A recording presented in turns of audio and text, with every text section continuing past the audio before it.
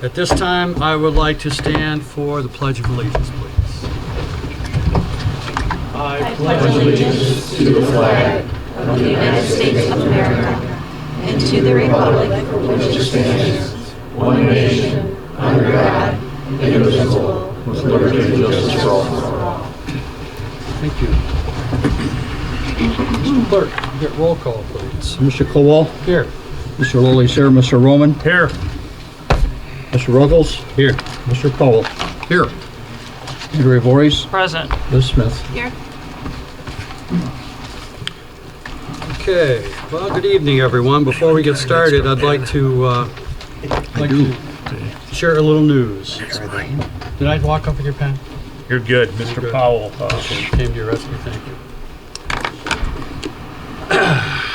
My fellow residents, I wish to announce to those who may not have heard that we have acquired 57 acres south of the new Township campus site.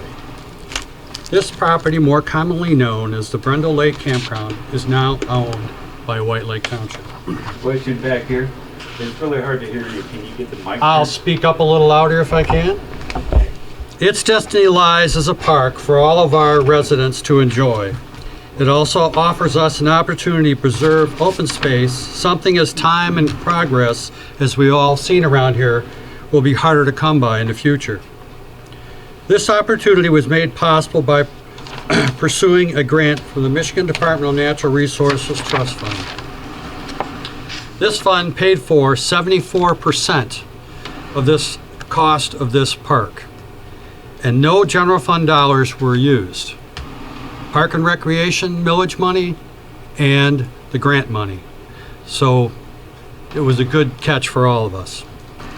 This also allowed an opportunity to purchase separately a 2-acre parcel for the future site of our new public safety building that will be the home to a new police station and fire station number 1.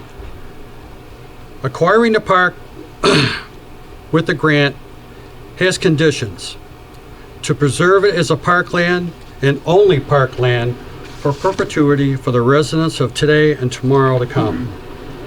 I wish to thank all of my board members for the support and encouragement during this arduous process, which is almost 2 years old. It'll be 2 years old in March. During this grant process, it was a lot of stress. So special thanks to our planning director, Mr. Sean O'Neill, who is not here this evening, Jason I, his associate. Without their assistance, this would not have happened. Thanks to the MDNR Trust Fund, Six Rivers Conservancy, and the Stanley and Bernice Pollock family for all their patience and cooperation. Thanks to my wife for putting up with me at 3:30 in the morning while I'm getting up and looking over the details, making sure that I dotted I's and crossed T's multiple times. But mostly, thank you, White Lake residents, for this opportunity of leadership and a lifetime accomplishment that will benefit the residents to come. Merry Christmas, White Lake Township, and with that, I will present you with a plaque of the new park location for all to see. And I will bring it down and put it on the easel, and you can take a look at it if you like. And planning will be willing at any time to answer any questions anyone may have in the future regarding the park. And there'll be a lot of exciting things to come, which will all kind of come along as part of the process. So thank you very much.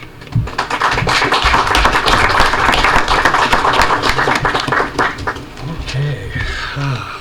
I need approval of the agenda, sir. On your agenda, there'll be additional item, actually 4 items on your board table, and those 4 items will be taken as 11H, A, B, C, and D. Tonight, we're going to eliminate the executive sessions. You have on your table addition of a treasurer's report and also a new list of bills dated 12/17/19. If there are no other additions or corrections, I'll make a motion to approve the agenda with the addition of those following items.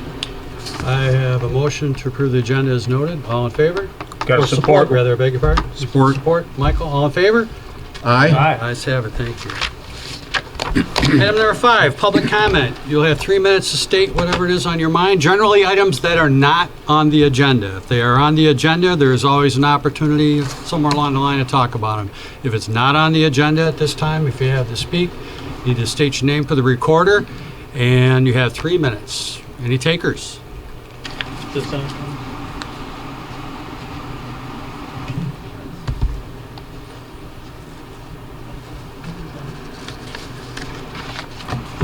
Mary Early, EARLEY, 5925 Pine Ridge Court, Hidden Pines. Mr. Kowal, you've been busy with the park, but more importantly, you got us a stoplight at the corner of Teggerdine and White Lake. It is fully functioning. It's not blinking anymore. It's working. Thank you very much. Appreciate it. And I have a question which you may or may not answer. The WOTA meeting is tomorrow morning. Is that open to the public? They generally are, yes. Okay, thank you. Thank you. Mr. Hankus. Okay, my name is Doug Hankus. I live here in 10115 Joanna K. Oxbow Lake, White Lake, 15 years, part of the group. So I wanted to wish all of you, my neighbors, and all of you on the board a very, very Merry Christmas and a Happy New Year. I think this has been quite a big year for White Lake, and I think it's been very successful. I'm fairly proud of all you guys, with, of course, a few exceptions that we can bitch about. But at any rate, I wanted to follow up what Rick said about the park. And a wonderful Christmas present for everybody is like a brand new park. And I've been involved in the oil and gas business quite a bit for many years, and I go way back with the MNRTF. And as you probably know, they're supported by the Oil and Gas Association of Michigan, which set up a fund to purchase land for recreation and different uses as a give back for the land that the oil companies take to build tank farms and pipelines and all that kind of infrastructure that's needed. So the trust board is the trust of those funds that are given to the people of Michigan, and I'm really glad that they've selected White Lake to have this park, because I think when I was reading about it a few years ago, somebody tried to develop it, and this is so much a better use for all of us. And that brings me to now that we have the land secured, the next step will be to develop it, and once again we can go back to the MNRTF for a development grant. And I asked one of my friends on the board up there if they would support a dog park as part of the park, and they said, yeah, we'd be glad to. We're doing quite a few of those now. They're a great social gathering place and wonderful place for people to meet and let their dogs interact and everything. So I wanted to ask Rick tonight, who is going to be in charge of the development committee, so I know at one time you said that you were going to set up a committee for the riparians over there. I don't imagine you ever did you, Liz? I'm sorry. Did you ever set up a development committee for the park? I know at one time you said you were going to. We're not there yet. You're not there yet. Do you know who I would contact about being involved in that process? Currently, if you wanted to do that, you would direct that towards Sean O'Neill and the planning department. Okay, well, we're like that. So I will do that, and I'd be glad to be part of the next step in our new park. Thank you very much. Thank you, sir. Very good, thank you. Thank you very much. Anyone else? Does this have something to do with the sewer systems? Well, not right now, because we're going to talk about sewers Okay, so you in said- general. Yeah, you'll have that opportunity. Okay. Anyone else at this time? Public comment? Seeing none, moving on. Yes, Somebody sir. else I'd like to Mr. finish Lowe. your Yes, sir. spiel about the park. I got to say, for me, at the last meeting before closing, I had the privilege of making a motion to buy the park, and as I indicated to the board, for me, it's been almost 25 years since Carol Burkhart, myself, my township board members at that particular time were talking about future property and whatever in that area, and I'm very pleased to say after 25 years 6 township supervisors and 6 township elected boards that we were finally able to complete that. And as Rick said, probably this last 2 years has been the most intense based on your workings and Sean's to really make this reality. So I'm one board member that's really pleased. I say for me, 25 years. It's doing, and I'm really happy that we at least have the property that will entail the public safety building, the Township Hall Senior Center, and now the park in one area. And I know that there's been several negative comments that have been talked about the park and whatever, why we need additional park, but I think people need to keep in mind that part of our discussions at the board is with the addition of this property that we're talking about selling the present facilities and selling the present fire station over there and selling probably the senior center location. So there's going to be properties that are going to be available to offset some of the cost. And I think people need to get more involved to really, if they have these negative conversations, that they need to come here and really talk to be part of it. The exciting part is yet to become. So I would encourage those that maybe have some misunderstandings of what the future intentions are, whatever, to be part of this group discussion or with the board to talk about this, because I think there's a lot of areas that need to be clarified about what people's thoughts are and whatever. And I again appreciate all that this board has done. So thank you. Thank you, Mr. Lilly. Mr. Powell. Along the same park issue, and I apologize for taking off, but I would normally not be in favor of more parkland. This township has been blessed with a great number of, hundreds of acres of parks. However, in this location, it's so unique, and to be combined with our municipal campus in a downtown area, it will be absolutely invaluable to draw people to that area, and it will be extremely useful for all our future residents. So thank you. Thank you, Mr. Powell. Anyone else? Okay, I'll close public comment. Moving on to consent agenda, item number 6. Mr. Clerk? I'll make a motion to approve the consent agenda Okay. with the additions as stated. I have a motion to pass the consent agenda. I'll support I'd like that. to do so at this time. I'm looking for support. I'll support. Andrea Voorhees, I have support. Mr. Powell?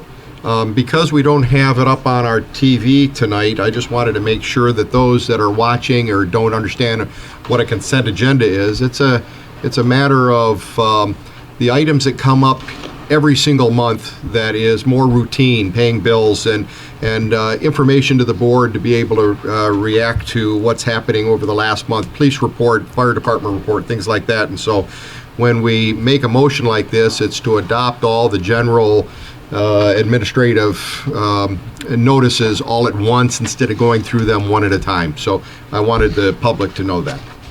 Housekeeping, much like everybody else does, monthly bills, paying the light bill and everything else that goes along with it. Question, Mr. Supervisor. Yes, sir. Mr. Ruggles. The one item that stands out is the appointments you made. Maybe you'd like to, We can't discuss that at this point. We'll have to pass it and then we can pull, or else we'd have to withdraw it from the consent agenda. But we'll be happy to talk about it after we pass the consent agenda. all right. Okay. Unless you had some concerns, and then we should address them now. No concerns, I just Okay. thought we would, Acknowledgement? that's right. Okay, good. Very good, as I had planned. I have a motion, I have support. All in favor to pass the consent agenda? Aye. Ayes have it. Thank you. Mr. Ruggles. Yeah, so we made some, or Mr. Supervisor Kowal here has made some appointments to the Planning Commission, the Zoning Board of Appeals, and the Parks and Rec. And these don't happen every day, so I thought we could at least acknowledge those individuals that have been appointed. Would you like to do that, Mr. Supervisor? or I'm going to let you do it, Mr. Ruggles, Okay. since you're on the Planning Commission. Planning Commission, Mr. Pete Maher, he's been appointed till December 18th, 2022. Joe Seward's been appointed till December 18th, 2022. Joe Spencer, who's been on the ZBA forever, right? I think she lives there. It's a fixture. She's there till the 18th of December 2022. Nicholas Shellac, he's been appointed till the 18th, 2022. And on Parks and Rec, Mr. CJ Brada, if that's And if pronounced any of those folks appropriately. here in the crowd tonight, stand up and be acknowledged. There he is. We have one. Thank you, CJ. CJ, thank you. CJ is one of the youngest members of our community. He came, well, it's a long story. He's boomeranging back to White Lake Township and he wants to get involved. And he's been very helpful. He was very helpful with working the polls for the police millages and the fire millages and getting involved in the community. And it's his youth and the vigor that we need to help project us forward to keep White Lake moving in the right direction. So thank you. And Yep. thank you, Mr. Ruggles. I certainly appreciate it. Mr. Supervisor, as Mr. Powell. the liaison to the Zoning Board of Appeals, Josephine Spencer was elected as the chairman of the Zoning Board of Appeals last Thursday. And so she's a very well-respected person on that board. Very good. Very good. Good to know that. Another dedicated individual for many, many years to the Yes. community. Thank you very much. Okay, moving on to item 7, the minutes. I'll have looking for a motion for the approval of the minutes of the regular board meeting of November 19th, 2019. I'll motion to approve board minutes from November 19th. I have a motion. Looking for support. Support? Support from Mr. Powell. All in favor? Aye. Ayes have it. Item 7B, approval of the minutes of the special board meeting of November 26th of 2019. Motion to approve board minutes from November 26th of 19. I have a motion to approve. Looking for support. I'll support that. Go ahead. Okay. I think Andrea got that. Andrea Voorhees, thank you for support. All in favor? Aye. Ayes have it. Thank you very much. Moving on to item 8.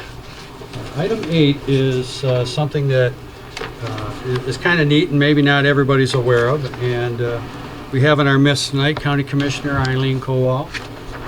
How you doing, sir? I could almost say sister, but it's sister-in-law, so okay. And she is here from representing Oakland County, and this is a proclamation to celebrate the 200th birthday of Oakland County. So you really think about it, Oakland County has been around a long, long, long time. Interesting point, speaking to the property owners over at the new park, and they showed me a tree that is an old beech tree that's approximately 400 years old. So that tree was 200 years old when when Oakland County was founded. So if there isn't some history there, I don't know what there is. So whereas on March 28th, 2020, Oakland County will celebrate its 200th birthday.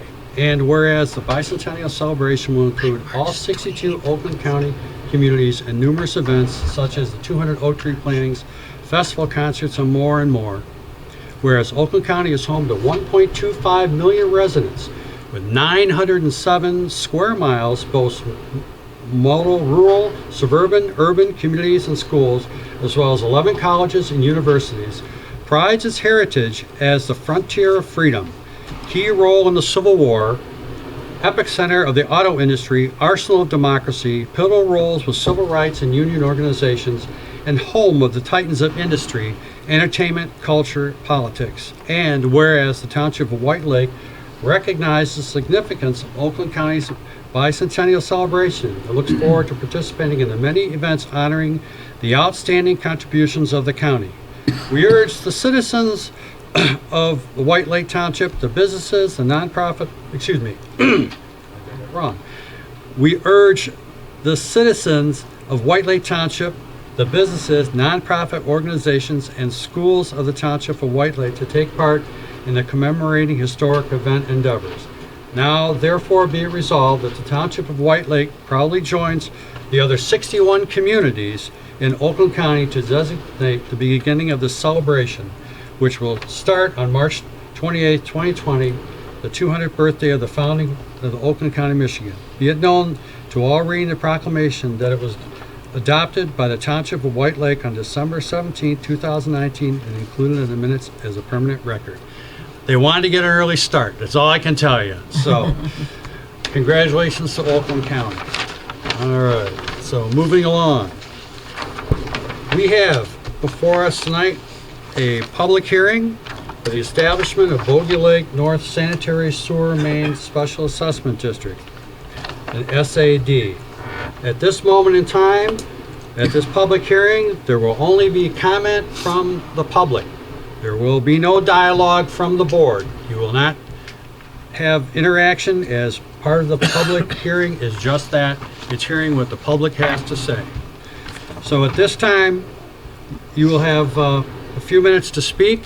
If you come up and identify yourself after we open the public hearing. At this time, I would like to make a motion to open the public hearing for establishment of the Bogey Lake North Sanitary Sewer Main Special Assessment District. I'll support that. I have motion, I have support, roll call vote. Mr. Kowal? Yes. Mr. Lilly votes yes. Mr. Roman? Yes. Mr. Ruggles? Yes. Mr. Powell? Yes. Andrea Voorhees? Yes. Liz Smith? Yes. We are now open for the public hearing. At this time, if anyone would like to identify themselves and come forward to the stand, you can address the subject matter. Mr. Supervisor, may I just introduce something very quickly, and I apologize, so that the public knows there are 3 hearings that this board has to hold. The last one last month was an intention to establish a special assessment district. Tonight's meeting is to take dialogue and take information from the public and decide whether or not to establish that special assessment district to service that district with sanitary sewers. Then later on, there'll be a public hearing to determine the value that benefit, that sewer, will be to every single property, or the amount that every property will be assessed for that sewer. So tonight, we're just trying to decide whether to establish this district. And I apologize for breaking in, but I don't know if it was clear as to what we're going to be talking about tonight. Okay. So thank you. You got ahead of me, Michael. I know, I usually do. Don't apologize for interrupting because you don't mean it anyway. Okay. You're right. So at this time, if you would like to say something regarding that, please head up to the podium there and identify yourself for the recorder. We'll go from there.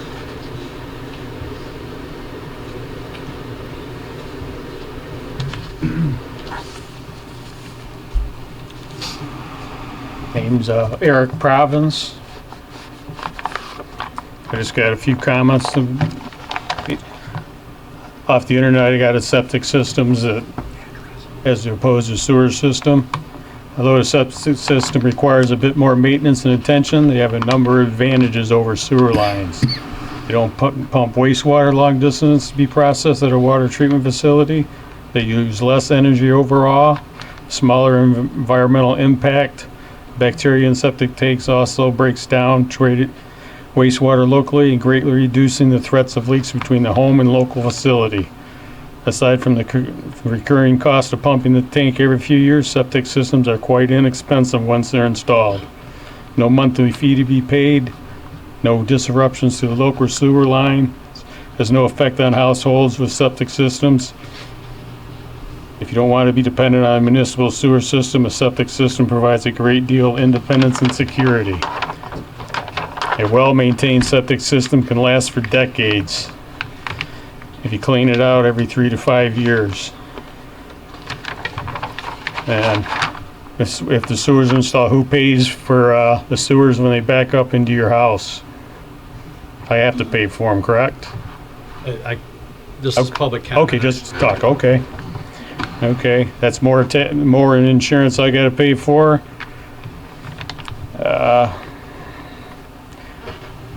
Say it increases my home value.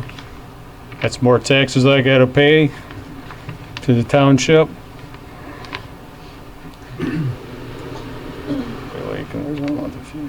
In Wall Lake, their sewer rates went up 30% this year.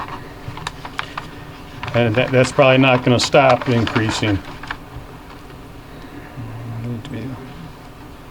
I don't know what percentage people have approved to say that they want sewers in there, but you think you would need at least 75% majority to have approval for that.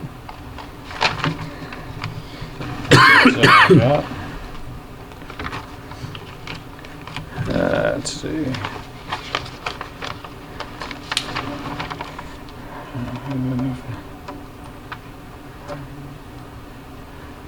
I guess that's it.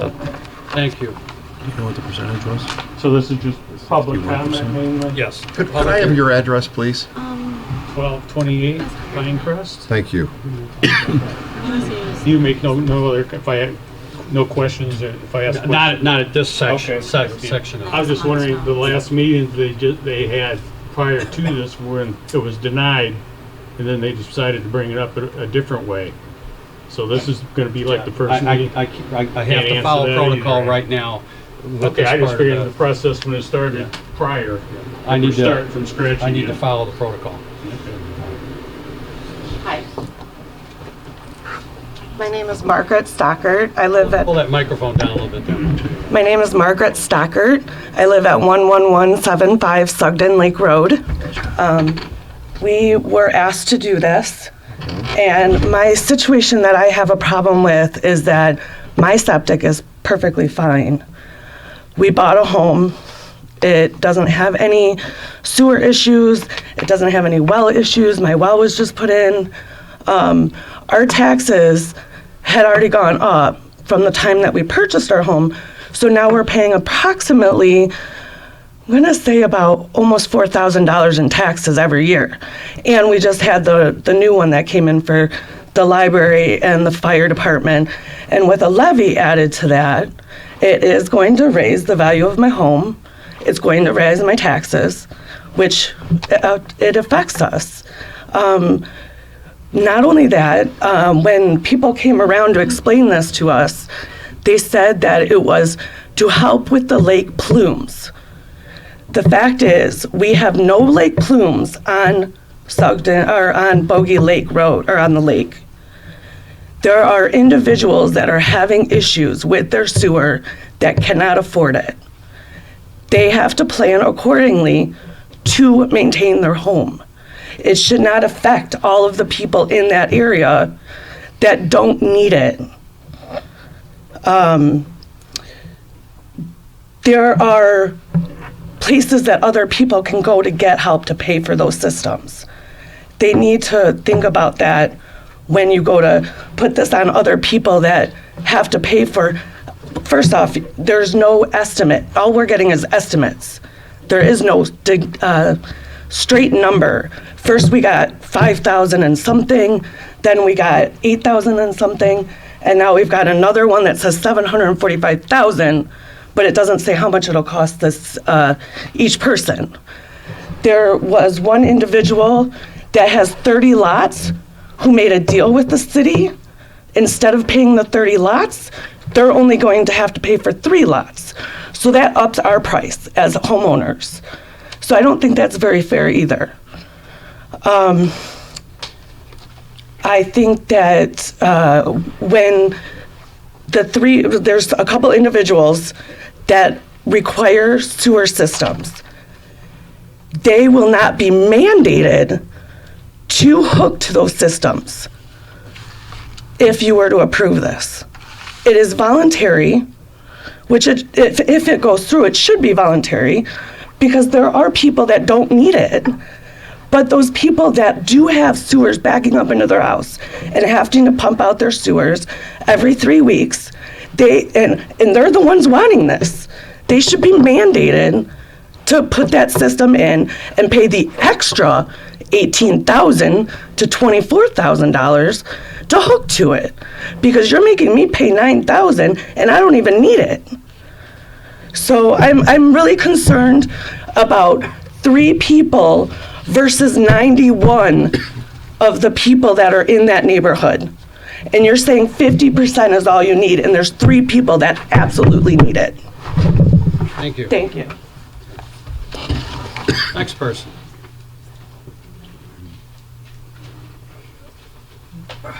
You're looking around. I see. Yeah, I was hoping somebody else was going to talk.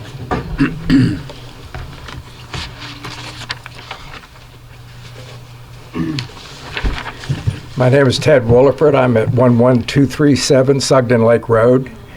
And I am one of the guilty parties that went door to door to visit with and solicit signatures for the approval of this project.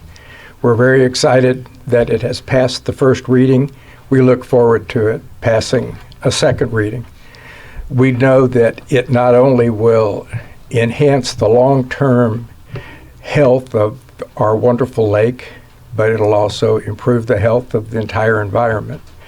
This discussion of septic tanks being a wonderful way to treat sewage, I can't argue with that. I'm not in that business.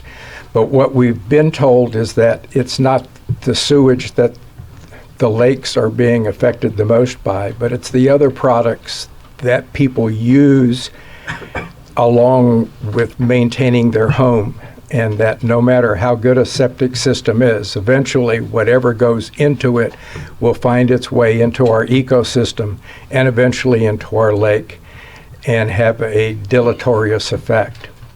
We did discuss and provided material and offered to answer questions, many of which some people would come back 3 and 4 times to ask for clarification, and each time we did come and meet with the wonderful people on your staff here at the township to get the answers to their questions.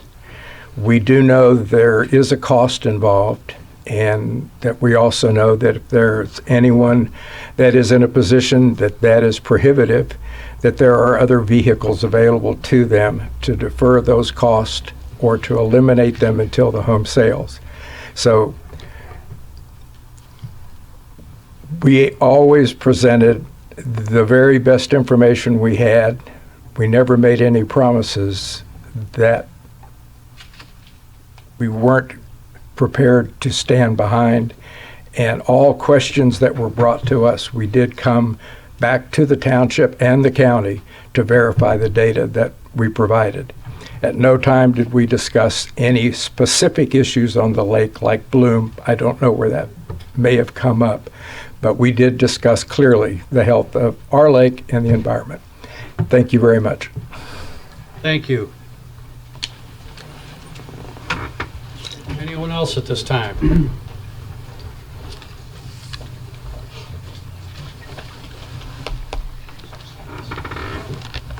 He was on his way out first. I'm glad you're here. Didn't expect anything else. Good evening. Happy holidays. I'm Rick Derry, 1149 Pinecrest. I'm also one of the people that have been looking for sewers to come through in our neighborhood. A couple of things that I want to clear up. I did not head this up. Our Lake Association did not head this up. This was headed up by people in the neighborhood that came to us to see if we could help them. Currently, there's over 15 failed systems that I know about that are in our neighborhood, not 3. Okay? These little tidbits I'm going to give you is my interpretation of what I've read, and it may be close, it may not be close to what's going on, but you guys can all get your own information and do this. In 2011, the township sent us a letter saying that they could sewer us up for $1,900 a home, 2011. If you put 6% on that over 10 years, that was $17 a month in 2011. We blew it, went right on by. In 2019, we're at $8,000 estimate at $71 a month at 6% over 10 years. All right, so exponentially, it's gone up considerably. In 2028, if you look forward, as our fields go bad, and they are going bad, today is the best day they're going to operate. Tomorrow, they're going to get worse. They don't get better. Cleaning them doesn't get better, et cetera, et cetera. But if you just take and do the math of what started out in 2012 and 11, in 2028, it's going to be $160 plus a month if we don't do something about it, okay? The only new field in our neighborhood that was put in 2017 is at 1222 Pinecrest. It is a engineered field. It's a short field for a 2-bedroom house. It was considered each bedroom at 150 gallons a day put into it. It is a 3-tank field because it's within 50 feet of a waterway. It's also within 50 feet of a well, which everybody who's on Barrel, and most that are on Sugden, and most that are on Pinecrest Drive, all have the same problems. There's no room to put the new style of field in. It's called an on-site waste disposal system. It's now no longer a septic tank. This field that they put in cost the homeowner $28,000, your public record. Okay, it's a short field, considering only 2 bedrooms. And it was built in a matter of 3 weeks of doing it. That was done on the November 15, 2016 code that was adopted by the Oakland County. We are the only state of the whole United States that does not have a state septic code. The only one. Several years ago, in 2016, there was House Bills, bear with me for a minute, HB 5732 and HB 5733 that were introduced by a lady from Dearborn, Julie Pilecki, to have state inspections on all and every septic field to the homeowner's expense. The homeowner, at that time, they were asking for a 3-year inspection. Minnesota, Wisconsin, Indiana, and Illinois all required them yearly. It's to the homeowner's price that they have to be inspected. At any time, they can deem the field inoperable, okay? That lady died from a massive heart attack before the bill was voted on. In 2018, there's still talk of that bill going through. Oakland County has adapted one of the most stringent laws for septic fields that we've seen. I have a cousin that built a house on Commerce Lake. That septic field, by the time it was done with 3 tanks, a bubbler, a chemical injection system, and the field that sits almost 8 feet tall in his driveway, at the construction cost of $80,000. Along with that, and you folks can all get this and get online, along with that comes a deeded property note that shows that thing has been installed, and it has to have a 3-year inspection on it and maintenance contract on it. It has to be deeded to the next household. That's what they're doing with waterways. And one of their, some of the stuff that you can find, since you guys are looking it up, 1 to 4 bedrooms, the new code requires 1,500 gallons in 2 compartment tanks for 1 to 4 bedroom houses. The bottom of the field, that anybody that's within 75 foot of a waterway in 7.6.2, depth to groundwater is 4 feet to the bottom of the field. You folks that live on Barrel, you all know where the water table is, right? How tall you think your tanks are going to be? 3 of them, with a deed coming to it. I myself put brand new tank and stuff in 8 years ago. I don't need this.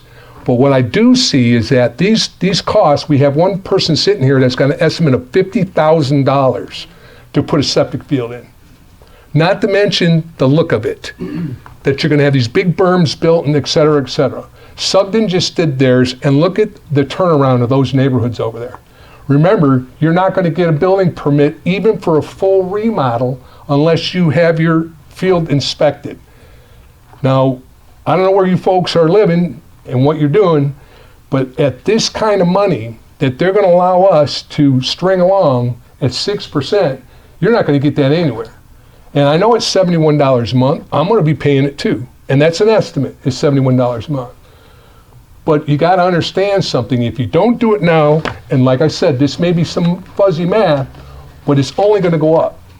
And these folks here, including Aaron Potter, have done a lot of legwork, and they've changed this around several times, 3 different times, to try and fit the shoe to our neighborhood. And the fact of the matter is that the Pinecrest people originally came and asked just for the Pinecrest Street to be done. It was when they started looking at the whole thing that we have one of the laughing stock areas of Oakland County that you see pump trucks coming in and out all the time, all week long. The Barrel Avenue, all those fields are underwater. The low spot in Pinecrest Drive is all underwater. So those fields are sitting in the water table. They're not sitting up above the ground like they should be, right? And one of the things that we did was we had a boat with the people, as many as we could get to show up. Every one of you were invited. Every one of you, we've knocked on doors. We've asked you to come help, to see what was going on. We had to make a choice here to include Barrel and not to include Barrel. The people on Pinecrest Drive are going to absorb an extra $11 a month to include Barrel Drive. Because at one point, it was made our option to disconnect Barrel and leave it alone and let it go on its own. Barrel has problems. Anybody who's lived in that area for any length of time can see it. If you go during the winter time, you can see overflows. You can see the ditches where there's grass growing at 10 degrees outside. Okay, so let's not fool ourselves. The problem isn't the effluent that's coming out of these tanks. These tanks were designed many decades ago. What we have now is we got chemicals. We got a chemical dump in every sink, underneath every sink in every one of these houses. There's got to be a dozen different chemicals that are going into these tanks that are leaching into the ground. Look around. Look around. Look at all the things that you're hearing on the news about whole subdivisions where their wells are being contaminated and stuff. It's not the poop and the pee. It's the chemicals and stuff that are getting out into these fields. It can't get rid of them, and some of them are permanent. So when we're looking at what we want to do here, not only does it affect anybody who walks down Barrel Drive and Sugden Drive can smell it. There's some folks here, they're sitting right here, that have spent the last 5 years putting bubblers in, chemically treating with enzymes, cleaning them out, putting Vaseline on their legs and climbing in that dump down there and trying to clean it up. My hat's off to those folks that are doing that. But we have a serious issue here. We are in 2020 coming up, and there should be no reason why we're not sewered up. My only concern is that why we're not all getting in on it. That we should all get in on it and bring it all down. I understand it's a burden, it's a money burden. Nobody right now wants to spend money. I don't want to spend money. I'm retired, I'm on a fixed income. I get it. But what I do see is a lot of things going on, overflows being put to gray water pumps that are being pumped out to the ditches. I can walk you down the street and take a look at them. I've had everybody from the Oakland County Health Department over there. We've tested water, we've had people look at it and stuff. Now is the time to bite the bullet for our future generations. Bogey Lake is one of the best well-kept secrets in Oakland County. And if we don't do something now, it's going to get worse. And if it gets worse, the price is going to go way up. Like I said, you looked at it, $160 a month in another few years. It's not going down, you know. And the fact that these pumps don't back up into your house, by the way, they're effluent grinders. That's what it said on the internet. Well, the internet, YouTube certified, huh? How about let's conversation here. One conversation here is Rick. All this stuff is available to you. The township's got it. The county's got it. The setbacks, the builds, how the fields are put in nowadays. This is not. I live in this city, township. It's not Rick's Township, and I just see a way that we can advance our neighborhood and for future generations to come by hooking up the sewers. Thank you. I yield back my time. Thank you. Okay. Next person that would like to speak.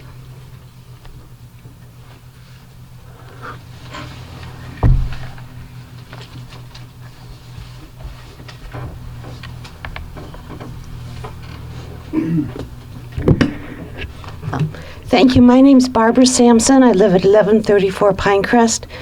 And obviously Rick is going to be a hard act to follow.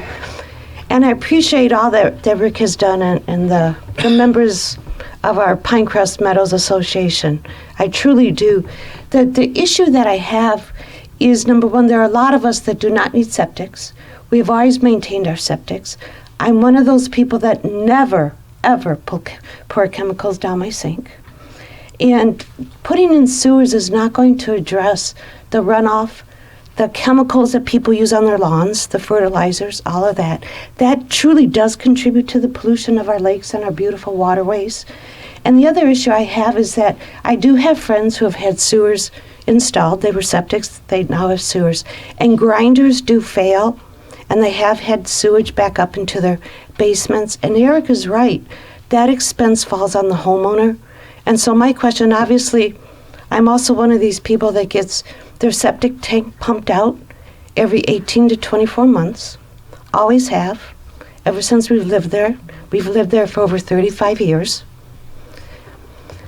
And my concern is that there's very few safeguards for people that say, I don't want to do this. I understand that if the sewers go down, it sounds like they will, I do not have to hook up until I need septic repairs. That's taking away my rights. Why can I not then continue on my septic, get my septic field replaced? I had to have it replaced when we first moved in because it's an old house. Why can I not continue with my septic? Because I don't want to have to depend then on having a sewer bill that will go up yearly for something that I never wanted in the first place. And a 51% majority adds just a little bit more than mob rule, actually. So that's all I have. I understand, appreciate my neighbors, but I remain against it. Thank you. Thank you. Thank you. Anyone else?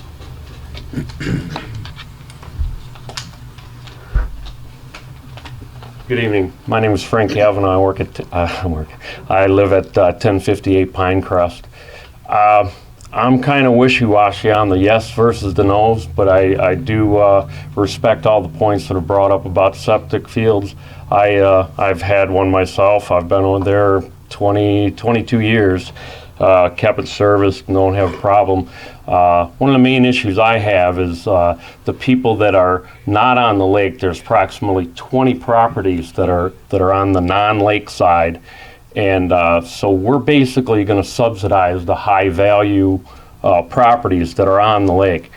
And again, I'm not decided on it, but I support the people that came up and said that septics are the option that we'd like to stay with. Thank you. Thank you. Anyone else at this time?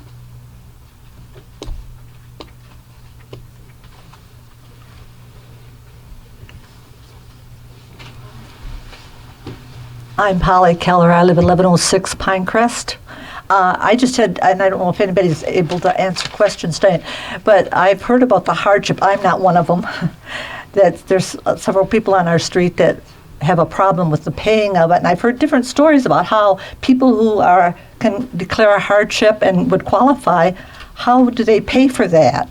And I've heard different stories about that, and I kind of like to know. And also the people who have put money into engineered septics, we have some on our street. How do they fit into that financially? I haven't had a clear answer, and I would like to know, except different right people. Now you won't get one, dear, because we're in a You're right. public hearing. We Right, can't but I think those issues have to be addressed, because I've heard different stories about how people and there's some people on our street who are a hardship, definitely. Yeah, we will address So, some of these okay, but those are two things I'm concerned about. Thank you.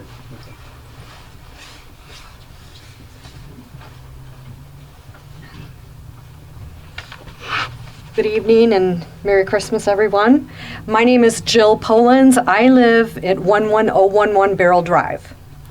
So, I respect both sides of this issue.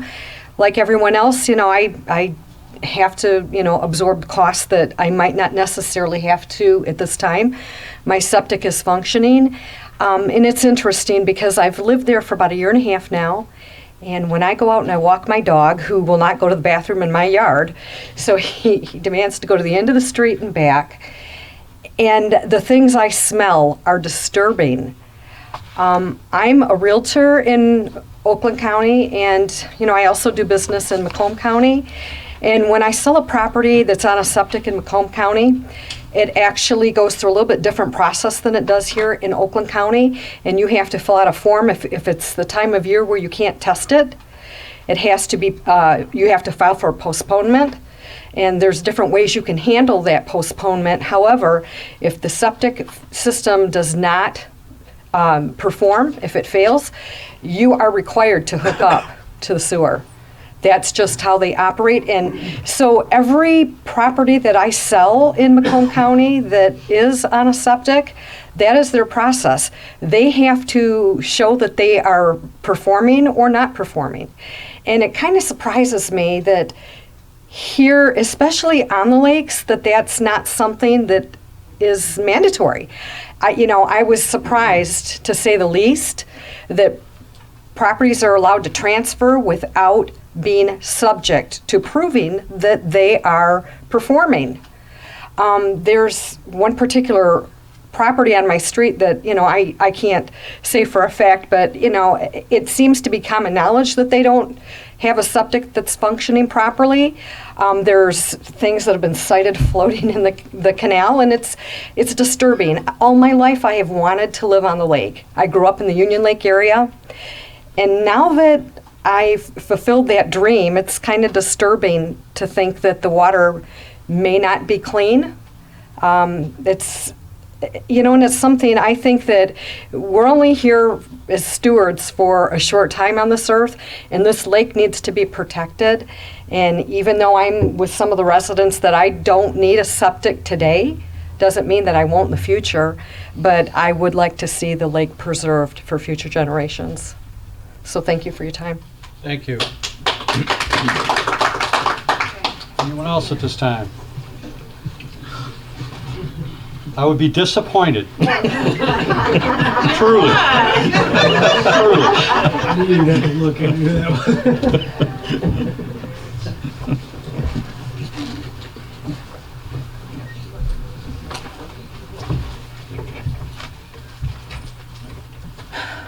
My name's Tony Meisel, and I live at 1173 Pinecrest.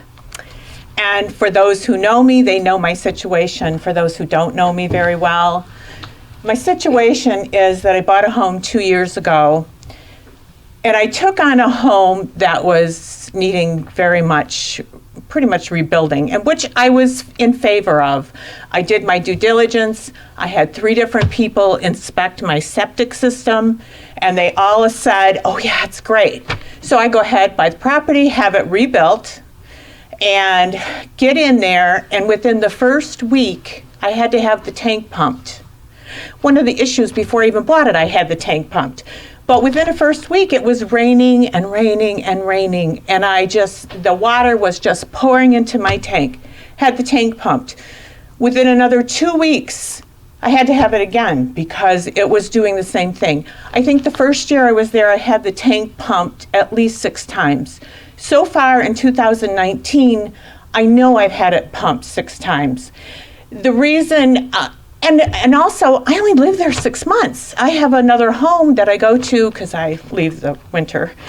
And I'm lucky to do that. But even so, I think a basic, be able to flush your toilet, take a shower every day, run your laundry. I have not done a load of laundry in my home. So I am probably one of the ones who are really an advocate for the sewer, but it's because of need. But I'm not also thinking in terms of myself. I am thinking in terms of my neighbors. I see neighbors, I walk my dog avidly 3 or 4 times a day. I see neighbors who have water sitting in their yards. And if you think logically, it's right. The septic has to be underwater, and those septics are not working properly. They can't. When you walk down Burl, which is one of my little avenues, to smell that odor all the time is just disgusting. And that is leaching into the water. And I understand, I have lived with septics all my life. I have never been in a position where I've even had it inspected and it didn't work. So this is all new to me. This is something that is really important to me to have done. But also in that light, environmentally, I think it's important for the lake and the lake to have the good stewardship that we can actually give it. And this is the way we can give it, is by putting in the sewer. Thank you. You're welcome. Anyone else at this time? At this time, I'm going to make a motion to close the public hearing. Looking for support? Support. I have motion support. We do not need a roll call vote to close. So all in favor? Aye. Public hearing is now closed. We are moving on to the item that directly reflects this, which is under our resolutions. Item 10A, Resolution 19047, determining sufficiency of petitions and necessity of improvements and designating a special assessment district, Bogey Lake North Sanitary Sewer Main SAD. Mr. Potter? Oh, I'm sorry. I'm just thinking you were in my mind. Janine? How the petitions? What do we got going on here? Well, you had, you got the. You're gonna have to speak up a little bit. Sorry. Let's do this. So.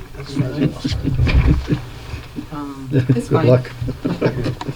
So you received the petitions last month when you passed the intention resolution. So you had 77% of the land area, which is what is required by state law.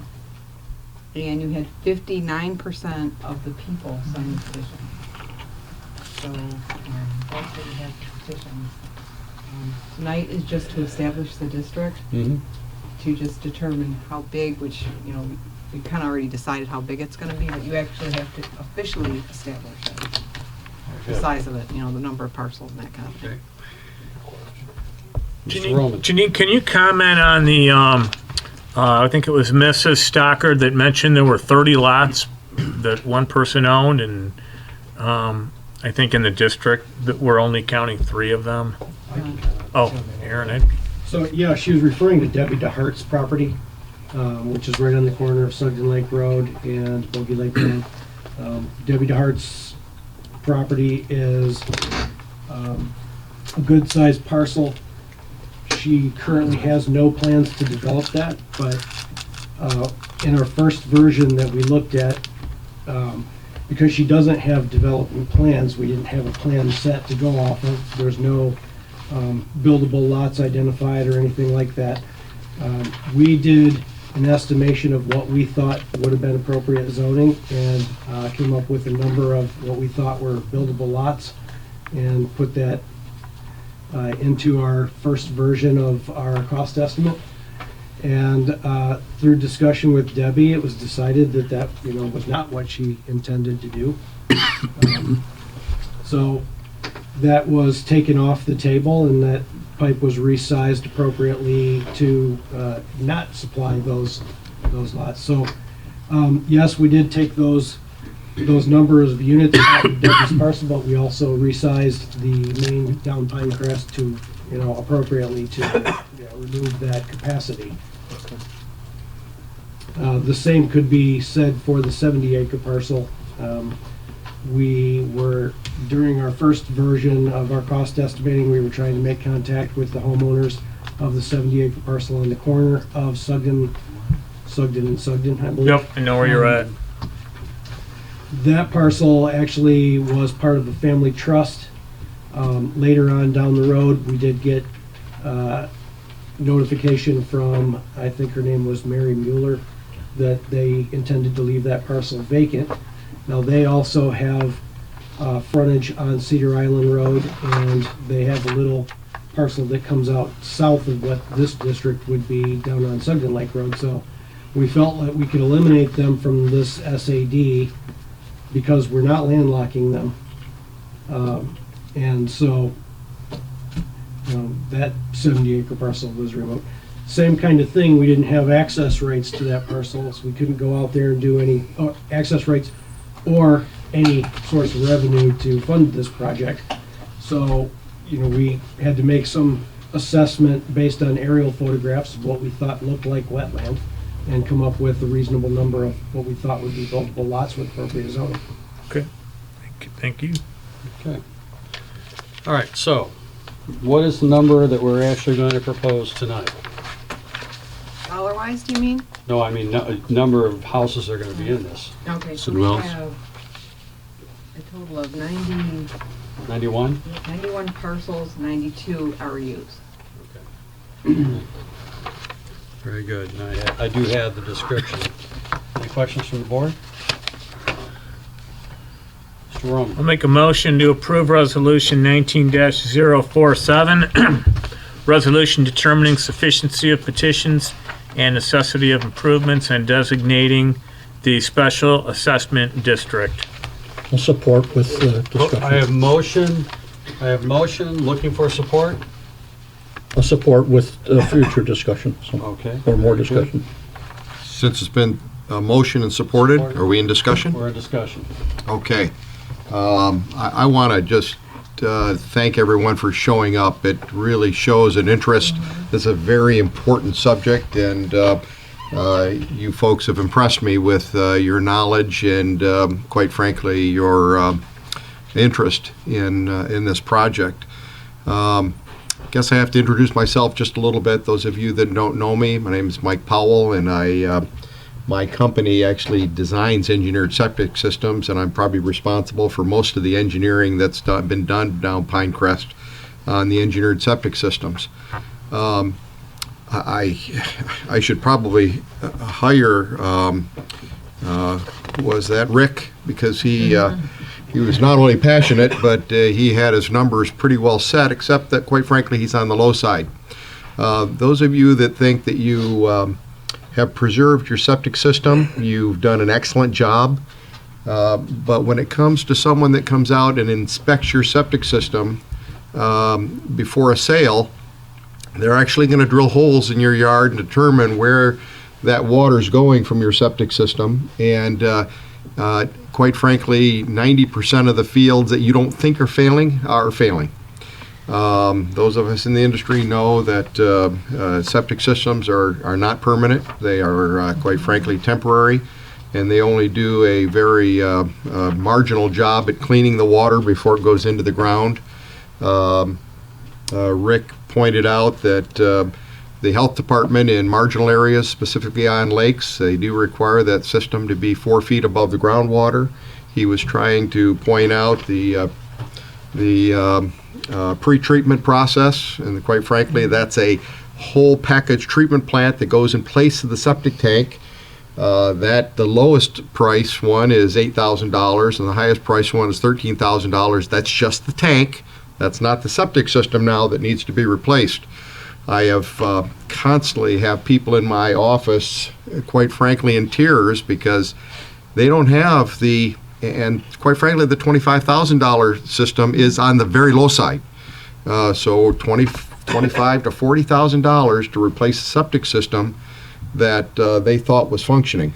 And what happens is when you go to sell your house, that money has to be put in escrow, or quite frankly, your property is lowered by that much in order to replace it. And you will not like the looks of the replaced septic system. I'm just telling you that although I would certainly welcome designing engineered septic systems, the right thing to do is to put sanitary sewers in. This township needs them. Environmentally, it's just saves the lakes and the environment around your home. If you need to put an addition on your home, or want to, or put a garage, or do any improvements to your house whatsoever, what a shame to have the health department tell you you can't. You can't improve your home because they have a requirement that if you're improving the home, adding a bedroom or adding anything that increases the water use in your house, they will make you improve the septic system and put one of these new systems in. And so even though, and I respect those that enjoy septic systems, I've been on a septic system my entire life. Sewers aren't available to me. But this is an incredible insurance policy. You can use your septic system until you don't need it anymore, or until you want to improve your property, or until it fails. But to have that sewer out in front of your house that you can connect to for $18,000, $20,000 instead of a $40,000 septic system replacement, that, and Rick was right, you have to have a deed restriction stating that that system is there and you have to maintain it. Every 6 months you have to have a contractor come out and maintain it. That scares people away, quite frankly. And that's $400 a year for an expert to come out and just evaluate or to monitor and maintain your septic system twice a year. So I am going to vote yes on this. I think, quite frankly, it's not big government looking out for people. I, in my heart of heart, believes that this is absolutely the best scenario for the lakes area here in White Lake Township. And so I apologize for you that are going to be mad at me, but that's why I'm going to support it. And quite frankly, my profession, I would like to see you in my office, but not under the conditions that you'd be there for. So thank you, Mr. Supervisor. Very good. Mr. Roman. For those of you that don't know me, I'm the Township Treasurer. My name is Mike Roman, and I just want to talk a little bit about the program through Oakland County for those of you that are interested in getting some financial help, assuming this all goes through and gets approved. It's a super program through Oakland County. I used to own a mortgage company. This is better than anything I ever could have offered. It's through Oakland County. It's their home improvement loan program, and I'm just going to talk a little bit about it. This division within the county is funded through the U.S. Department of Housing and Urban Development mainly. There's also some community development block grant money that goes into it. I can tell you Oakland County wants to help. In order to qualify for this program, you have to meet their maximum income numbers. I'll give you a couple of examples. If your household size is 4, you're allowed to have a household income, which is all of your gross income, up to $61,050. If it's a 2-person household, maximum income is $48,850. You must own the home, and it must be your primary residence. So, if you're renting the home out, Oakland County's not going to help you. Your mortgage and home equity loans must be current. Your property taxes must be current. You have to have enough equity in the home to support the loan. I'm not sure what Oakland County's numbers are, but this says as long as there's equity available, their staff will determine whether or not you qualify. If you have bankruptcies, they must be discharged. Oakland County is very liberal on subordinating, so if you take one of these loans and you decide to refinance down the road, Oakland County will subordinate as long as you don't pull cash out in your new mortgage. Basically what I'm saying is if you want to refinance, you're probably best off doing it now before you take out one of these loans. If any of you have specifics, by all means, please feel free. Call my office, set up an appointment, come on in. I would be more than happy to sit down with you, and we can even call Oakland County, this staff, and I'll help you with specific questions. So, very good. Since he's talking about that, can I say one thing? Sure. Mike gave me copies of the applications last month, and I actually took liberty to copy everything and go to the county and get the application. So I have them available tonight if anybody wants them, or they can call me and I'll drop them off at their house. Whatever, if I can help at all. Thanks, Tony. I have a slew of them as well. Not only the applications, but I have the parameters. I'm going to put them on the table over here. So help yourself. Mr. Lilly.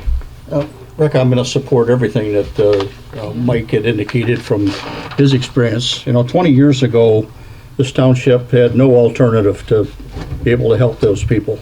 And it's the foresight of a few people around here that we have the availability of the sewers. We're lucky in the fact that our sewer program has grown through special assessment, but the special assessments have been mainly due to the extension of the sewer lines themselves. This township board has not, at least up to this date, required somebody that had a sewer line in front of their home to be forced to hook in. That requirement has been reduced to that if people had a known problem of your septic, then yes, you may be required to. But I'm one of the people on the board that are hooked to the sewer system right now, and luckily for me, 2 winters ago, I had a septic failure and was lucky that I had the availability to hook in. So I support the fact that and recognize as a board member that there's a lot of people in White Lake Township that need this kind of help in this. By supporting the sewer main itself, it allows those that have the immediate problem to hook in, and it provides in the future that those that don't need to hook in at the current time, the availability that they can fix your problem and fix it quick. I know a lot of people have went through months and months and months of sewer problems waiting, and to me there's nothing worse than a leaky roof or a sewer backup. So I'm going to based on the fact that we do not currently require people to have to hook in unless there's a problem, I'm going to do whatever I can to support getting the main in to allow these people some immediate relief. And I'm sure in the future, particularly with the availability of paying that main cost over time, that eventually they're going to need it and will not create an additional expense at that time. Will not have to pay those main costs, that they'll only have to pay the grinder costs at that time. So I'm agreeing with Mike and support the fact that we have the availability to help people that are in immediate need. Thank you. Board members? No, I basically agree with everything Mr. Powell said. I mean, it's tough to argue with that train of thought. I mean, Mike does it for a living, so he knows it better than anybody, and what he says is exactly right. I myself, I know that if I'm on a septic and when mine fails, I know I'm going to need an engineered system, and it's going to be a sad day for me, but it's going to help out each and every one of you once that pipe goes in there. And you know, there's valid points on both sides of this conversation. I sympathize with this gentleman here in the front row that was talking about it earlier, and you know, you don't want to have to deal with that $8,190 that's coming towards you, but I think in the long run it benefits the community, it benefits you, even if you don't totally understand it right now. But I know that if you're on a fixed income or whatever, you don't want to see any more taxes on your bill when they're hitting you with a whole bunch of them left and right. You know, you're getting the library, you're getting this, you're getting that, and I don't care for it, but I think overall it provides a serious benefit, and you're gonna reap the benefit of it one day. So I'm gonna vote yes for this because I think it's gonna help all of us. So Very good. Ms. Smith? I agree with my colleagues. I don't really need to repeat. I think most topics were covered here, so I'll be supporting it as well. You've already spoke. If I could ask Janine a question, because I don't know at what point this board should make that decision. When would this board make a decision as to how many years the bond payback is for? When you confirm the role. Okay, the next public hearing. Yeah. Okay, thank you. So we're going to have to do a little due diligence Yes, thank every you. now and then as part of the process. Right, thank you. So, I appreciate that. Yeah, I'm simple. I just like the fact that this is taxpayer driven instead of township driven. I realize that all of you guys need it, but you drove it. I mean, was it 50 some odd percent you guys supported it? That's pretty high. 59%. For what? Yeah, considering we're normally pushing 51. So yeah, I'm also in support environmentally wise for the future. Mr. Roman. So one thing I did not mention today about this Oakland County home improvement loan is if you qualify and you take this loan, Oakland County's program will pay off your assessment in full up front. You do not have monthly payments. You do not have annual payments to them. However, when you sell the home, whether you give the home to someone else, you deed it to a relative, or when you pass away, at that point in time, the money has to get paid back to Oakland County with no interest. So just wanted you all to know that. Yeah, it's a great program, and Mike, I really appreciate the fact that you've looked into it, and thank you also for looking into it. And these are tough choices to be made, but in one sense, this is an affordable insurance policy. Some of you may not think so, but when you go to flush one day and things do fail and septic systems do not last for eternity, and we are a groundwater community. We are a wellhead protection community, which means everything that you dump down that toilet is coming up in your well, sooner or later. So when we have drinking water that 100% of this township operates and consumes, everybody, whether you're on a well or whether you're on the community well, we have to take what measures we can to try to protect the asset that we have. So we go to great lengths to do things. And no, there's no lead in our water.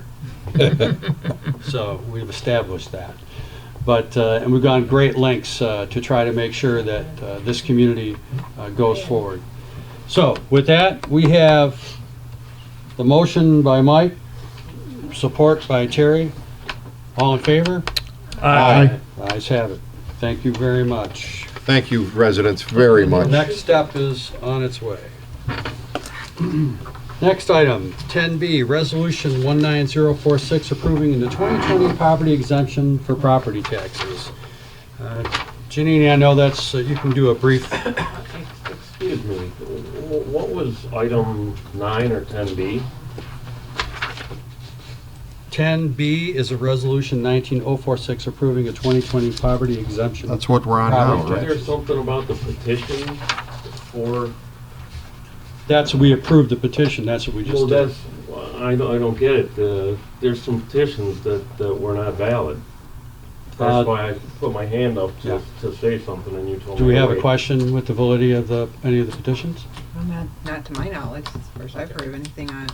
Okay. It was, Well, could I direct That was a your pass. attention to property number Y33277009?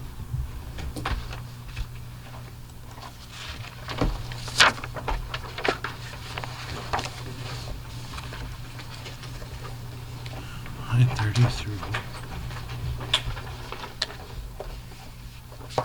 207. 277009. That is 11060 Barrel. I don't have that address, I just have the symbol number. Okay, I collected that signature. okay. And are both signatories on there? Who do you consider both signatories? Mother has passed away.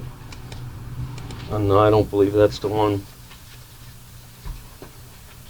I believe the one you're talking about is,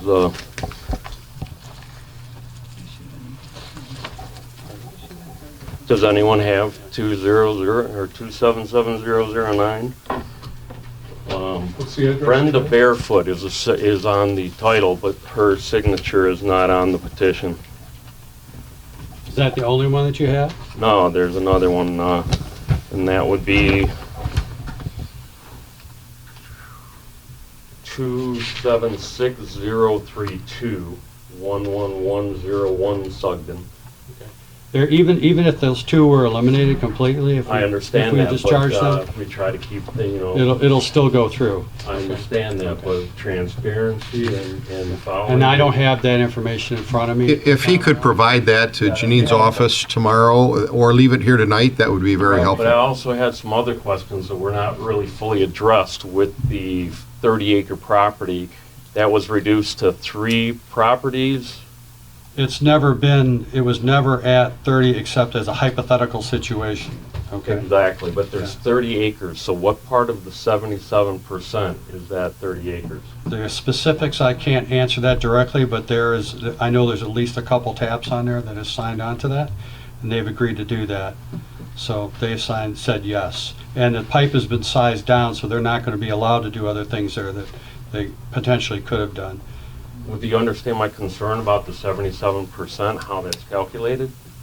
It's on the, Janine, you No, I worked came that out, in you here, know I that? spent quite a bit of time Or is at that the Aaron? window Is verifying all that this you that information. figure out the percentage? Or is it Aaron? No, it's Janine. Yeah, Frank, Janine, if you come in and speak with Janine, the assessor, she can go through that with you. Well, okay. Well, it's just that this meeting's gonna be over and everything's gonna be downstream, so it's harder to go there's still back. another, there's still There's other still meetings another- that have to go through if you care to, if you have something you want to present to challenge. Okay? Was that 11001 Barrel Drive, is that what you're talking about, Frank? No, I got 11060 Barrel, and I have 1101 Sugden. Keith Pigeon is on the title, and it's been, Okay. That property is not used. does she have a power of attorney for the property? She did. No, Excuse me. I don't think that's correct. Excuse me. Continue this conversation. Okay. You're just, this is, now we're going to continue with the meeting, and we're happy to address any of those concerns at the assessor's office. Okay, thank you. Okay, moving on.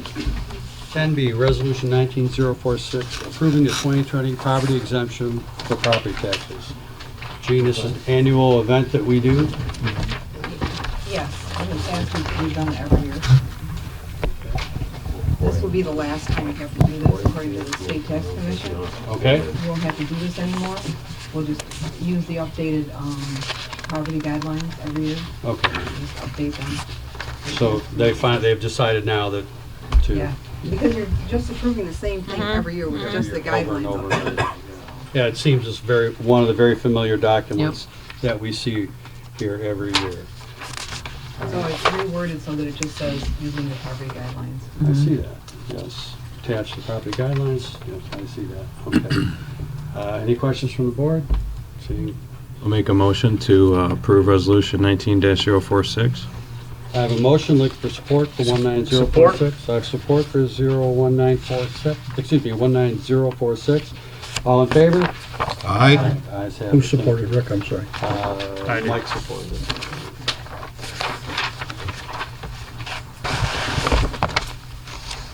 New business, request to approve GLC proposal for engineering services for Bogey Lake North Pressure Sanitary Sewer SAD.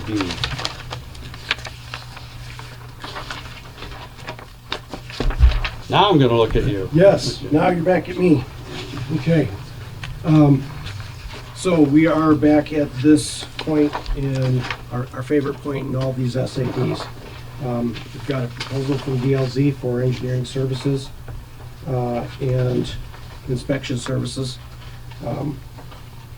We are going to ask the board to approve this, and I'd like to also ask the board to identify where I'm going to build to. Ultimately, this, once this SAD, if this SAD does, if the roll is confirmed at the next public hearing, then anything that we build to the project will get included in that. But there's this period where we're in this chicken and egg scenario, where we're going to be asking for approval of this, and we haven't identified the source of funding.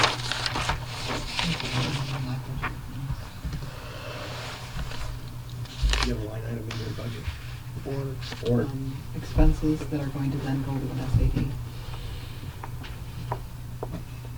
Okay. I haven't used it in a long time. It is a legitimate line item. Yep. I don't know how much it is because I haven't had to use it in so long. Yeah.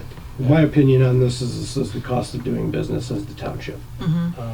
However, this is a lot of money, and we have had in the last few years SAUs get out to bid, and the bids come back quite a bit higher than what we'd like to see them, and the SADs fail. We've also had several SADs go through, and we're successful. So I'm going to ask the board to discuss it, and I'm happy to answer any questions that you may have. I'd like to walk in with DLZ is here to answer questions about the proposal as well. Mike, on your proposal that you have right now under your current engineering, it covers all the necessary costs that you believe based on the information you have, inspections of the site, and the nature of the system that we're going to be putting in, correct? And Mike, I'm not sure if you can look at this. This is what Rick, I, and Terry had looked at today. I helped refer to that, Mike. Oh, okay. Yeah. That's good news. Yep. Yeah, Mike Lufkin with DLZ, consulting engineers for White Lake Township. Do you have the remote mic there next to you? I do not. Or it was taken coming back. your way. Just a minute. That's part of it. That's your total. Yeah, Mike Lufkin with DLZ Consulting Engineers for White Lake Township. Yeah, the proposal has design engineering services fee in here, construction engineering service fee, and then there's a geotechnical investigation fee. To get us going, I mean, we don't have to look at construction engineering services. That's something we could look at a later date. But certainly the geotechnical and design engineering services, we would need those to get moving forward with the design.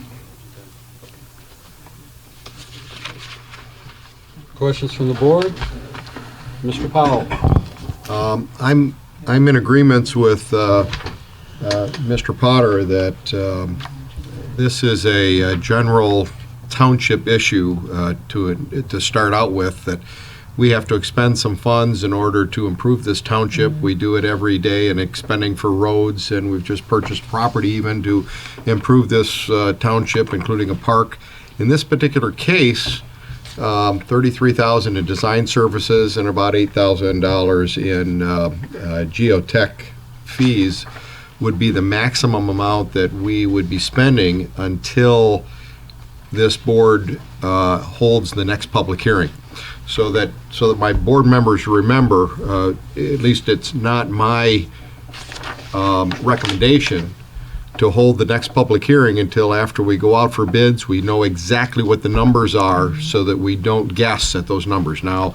So the contractor will bid it, we'll have those numbers, and we will then be able to know almost to the penny as to what the individual properties will be charged for the sanitary sewer if it's proceeded. Those numbers to design the system, the township has to front, because the residents haven't paid a penny on that yet. So if the numbers came in, and I'm just going to be hypothetical, let's just say the numbers came in at $2 million to install the sanitary sewer. At least from my viewpoint, I know how I would vote. No, obviously we can't afford that. If that were the case, this board would have to decide whether to just let the township general fund pay that the cost for the engineer to design the sewer system, or go ahead and hold that last public hearing and say that that's the cost of the SAD for the development of those construction drawings, and assess the people that are in the SAD district the cost of just the design. So it would be, instead of $750,000, it would be spreading $40,000 amongst the residents. That's at least one option if, in fact, this board didn't want to cover those costs up front if the SAD didn't go forward. So I think we're very safe. I think this is an extremely valuable project for the township. I believe that the estimated construction costs are right within the ballpark of where we would expect them to come in. I don't anticipate any surprises. But those are the options this board has as to how to cover those costs. Thank you. The board members. Anyone else?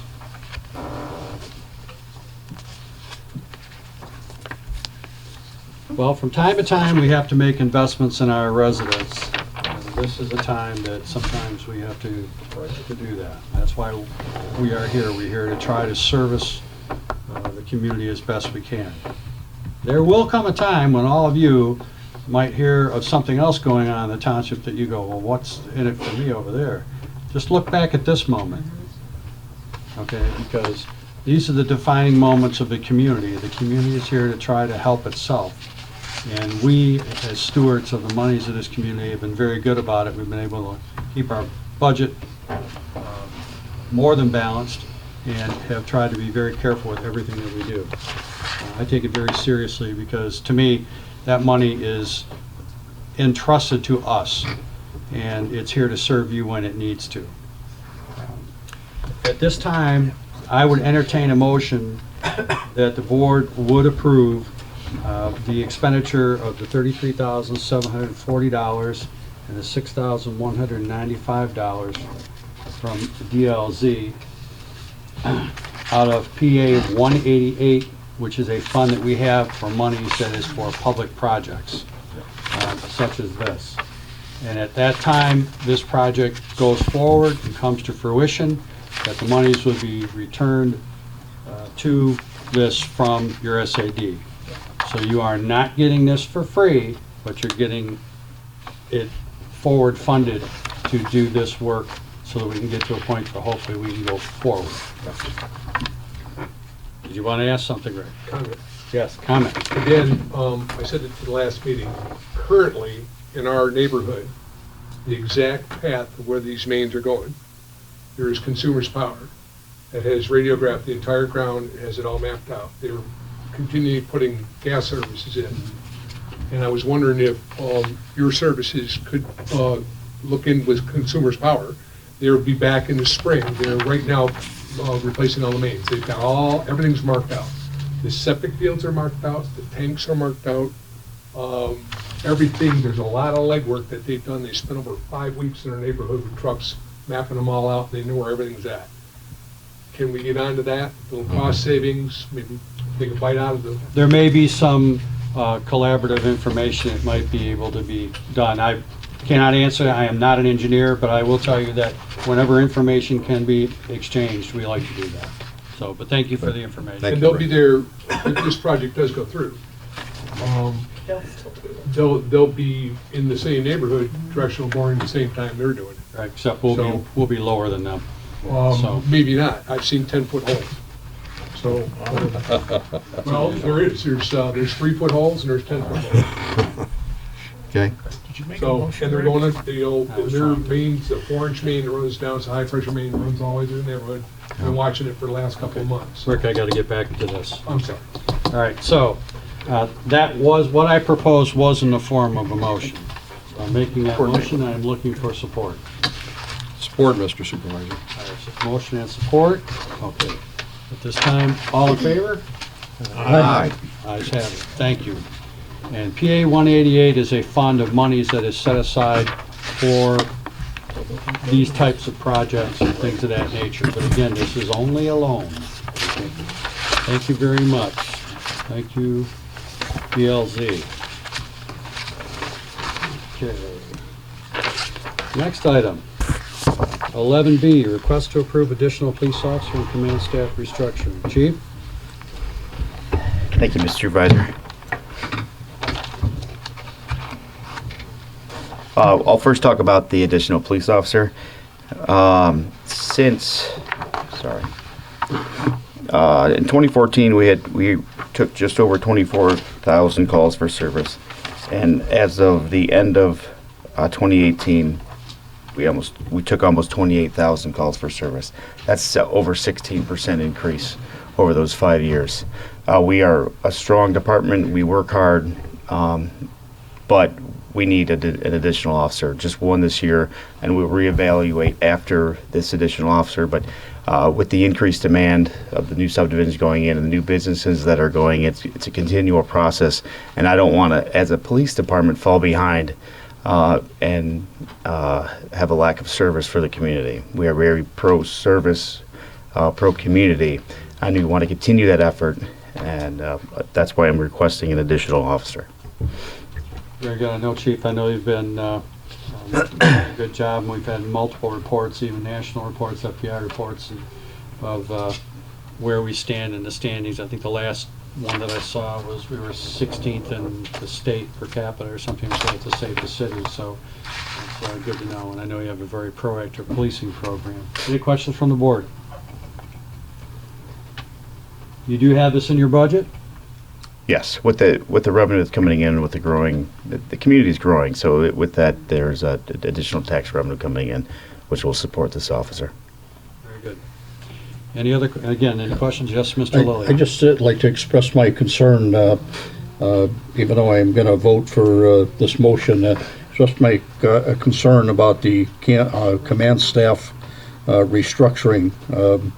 In my opinion, I really think this is an item that should be part of negotiations. I expressed that, my opinion, to Rick earlier. Sometimes from a township board standpoint in the process of negotiations, it's nice to have something to negotiate with when we're doing that, but I expressed my concerns to Rick today, and he's the negotiating person, so I will, at the present time, support the chief's request.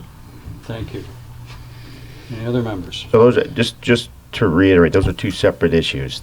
We need an additional officer and we need a restructuring of the command staff. I'll make a motion to approve the additional police officer and the command staff restructuring, as the chief had indicated. Support. I have a motion for that. I'm looking for support. Support from Mrs. Smith. All in favor? Aye. Aye. Ayes have it. Thank you. Thank you, Thanks, Chief. Thank you, and congratulations on the land purchase. You guys did a great job. Okay, don't go too far, Chief. Yep.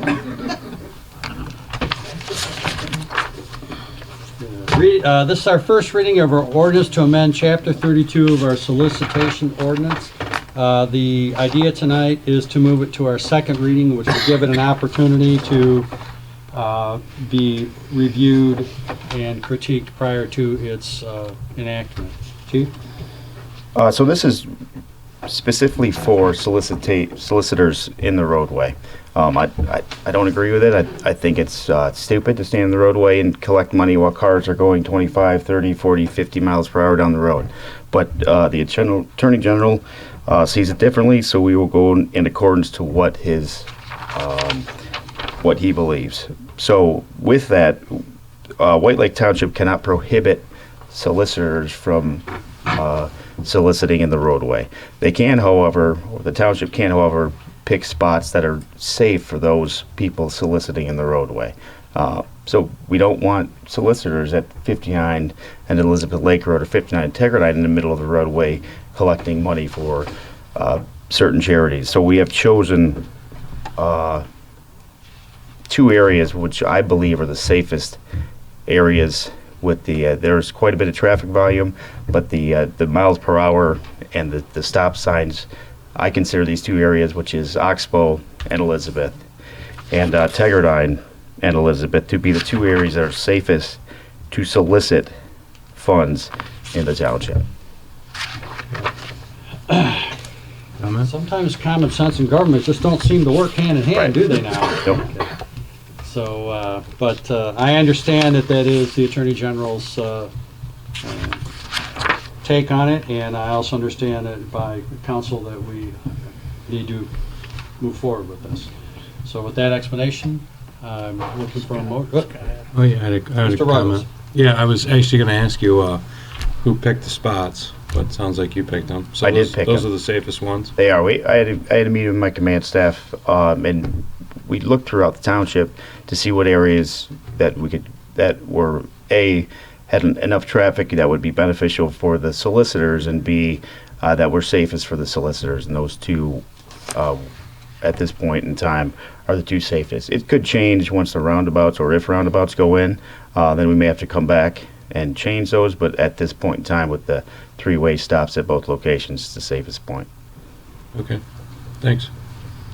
Any other questions? I had one other, and it was probably misspoken on your part. When you introduced the subject, you said you chose areas that are safe for the solicitors. I think you really meant is the safest place, because you can't guarantee that any place is safe. There is no safe place for Yes. anybody to stand in the middle of the road. Thank you. Going down the road. Right. Mr. Roman. I'd like to make a motion to move to second reading, an ordinance to amend Chapter 32 solicitation. I have the motion to move to second reading. Look for support. Support. I have support from Mr. Scott Ruggles. All in favor? Aye. Ayes have it. Item 11D, request to enforce dangerous buildings order pursuant to Chapter Art Chapter 8, Article 5, Section 9 of the White Lake Code of Ordinances. The address is 1337 Park. And I have been requested by our building department to move this along. And Mr. Powell, you are an experienced building Condemner? I wasn't going to say that, but, so I'm going to let you take this one. Yes, the law is such that in order to demolish private property, there has to be a due process and a hearing held by a dangerous building hearing officer. I am not the hearing officer here in White Lake. I am the hearing officer in Commerce Township, and so I hold these hearings when the building departments inform me that homes or structures are unsafe in their opinion, or an attractive nuisance to the public. In this particular case, back earlier this spring, the White Lake Township hearing officer made a determination that the structure at the home of 1337 Park Road was structurally unsafe and needed either to be torn down or repaired. The building department met an engineer out on site to discuss how it was going to be repaired, and the estimate was it was going to cost over $100,000 to repair the structure. The homeowner never did contact the building department to make that happen.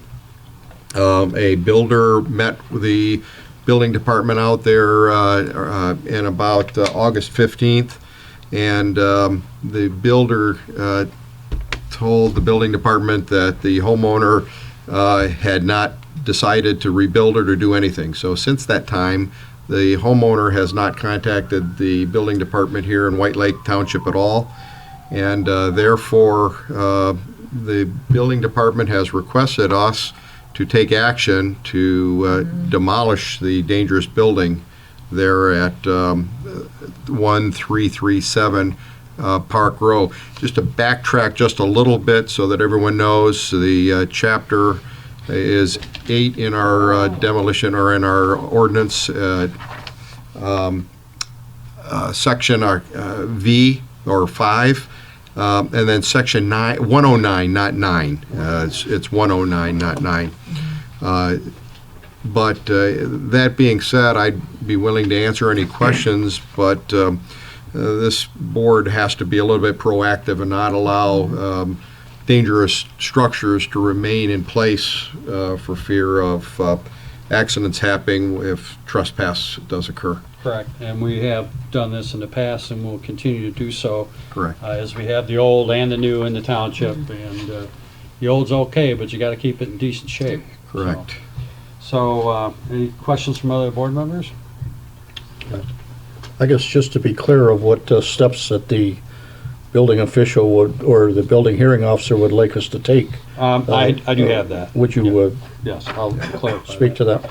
So what we need is a show cause hearing, and Yes. currently what we'd like to do at the request, and I will do it, I would like to make a motion for a show cause hearing on January 21st, 2020 regarding 1337 Park Road.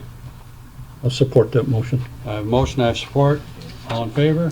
Aye. Aye. Ayes have it, thank So, you. that's all you need. That's all I need. Yep. You don't need- Is that a normal, regular board meeting? Yes, it is. Okay, thank you. Are you gonna be in line? I will probably be at my conference studying beach erosion Okay. In Hawaii? in Hawaii. How did I know that? Park Road or Park Street? Street. Is it street? It's Park Road. I thought it was street. No? I thought it Park was Road? street. It Oh, doesn't well, say on street. this. Street, so I just want to be sure. 1337 Oh, Park. that's a good question. Yeah, Park Street. Park Street. It's street.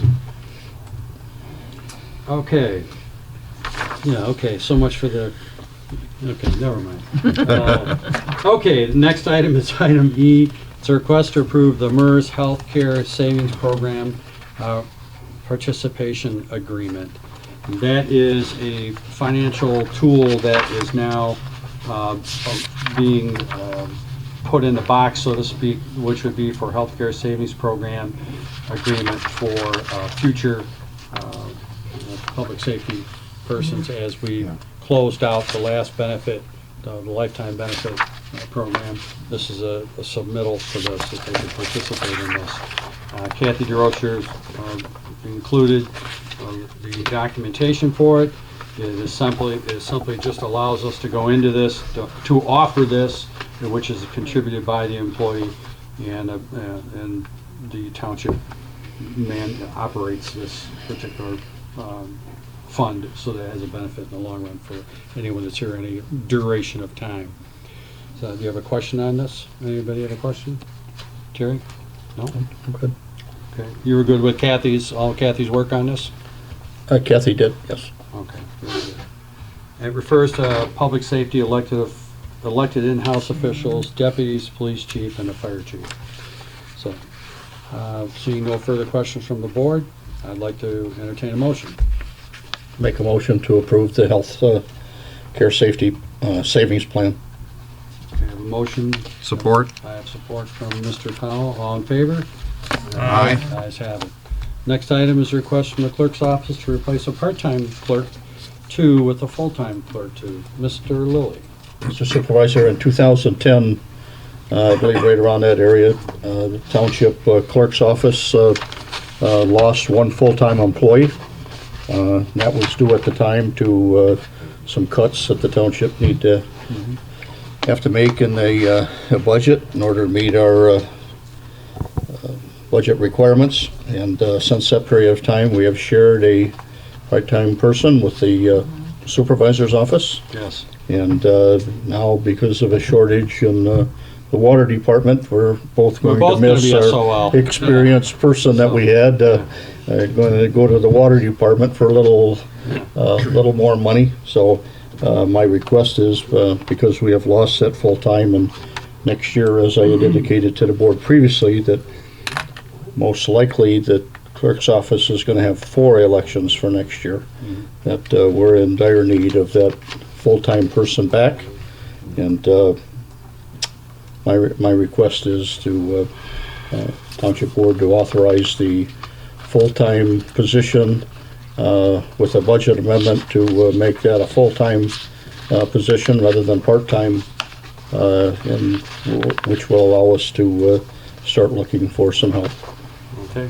Any other questions from the board? Okay. Looking for a motion? Can you put that in? You want to put that in a motion? In a motion, Terry, what you said. Would I like to make a motion? Would Yeah, you I'd like like to make a Please. motion to approve the clerk's office for a full-time position, and to approve a budget amendment for the 2020 budget to make that a full-time position rather than part-time. I'll support that. We have a motion and we have support. All in favor? Aye. Ayes have it. Okay, request to approve a DLZ surveying services for parcels 1222-351-005, 1222-351-001, and 1222-351-002. And what does that mean in layman's terms for the average person out there, Mike? Mr. Supervisor, those are the 3 properties that'll eventually make up the Township Civic Center. On the west side of Elizabeth Lake Road, just north of the park property that's shown on the map. I understand that you have offered multiple methods. I think we're going to have some discussion on this as we start to go through it, because we need to ultimately sit down and come up with a plan as to how we're going to do this. And prior to you giving this to me, I mean, the park property was in the pipeline, but I never like to count my chickens until they're hatched, okay? And that didn't happen until 10 o'clock yesterday morning.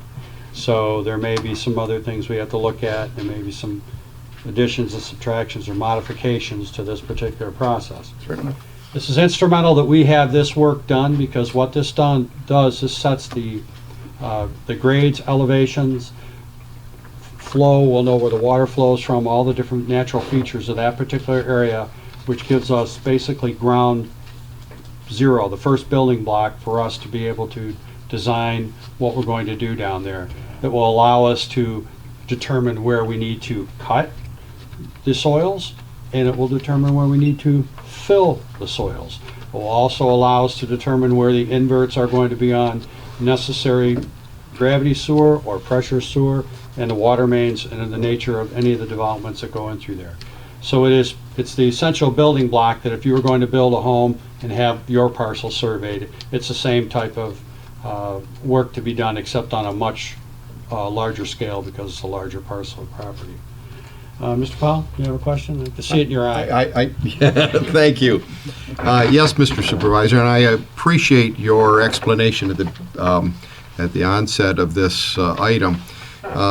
These quotes from DLZ, in my opinion, are proper, given the scope of work as defined in their proposal. But as you so eloquently described, I don't believe that it needs to be done as described in their proposal. And so therefore, to keep things moving, I believe that we need DLZ's help, but I believe the scope of work needs to be defined better than what they have in their work here.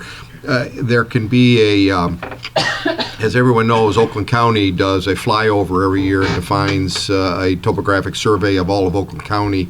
And those areas that we're not going to be utilizing or building in or disturbing, we can marry a hand topo of the upland area with what Oakland County does pretty readily and not have to pay for a large topo.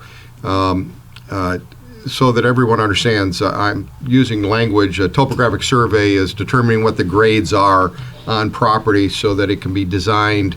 So buildings and parking lots and utilities can be designed on property. So with that being said, I'd like to somehow word the ability to use DLZ at your discretion and your need to be able to keep this process going, but maybe negotiate with DLZ to bring these quoted costs down a little bit. And we can do a not to exceed, and of course I will. I'll needle them into a corner if I have to. Yes, and certainly they have a $18,500 fee for topographic hand topoing the site and $11,000 for an aerial. But quite frankly, I believe that can be trimmed down greatly. So if there are no other questions or comments, I can try to make a motion. Put a motion together, sir. Mr. Supervisor, I moved to allow you to sign an agreement with DLZ for engineering and surveying services to be modified to more closely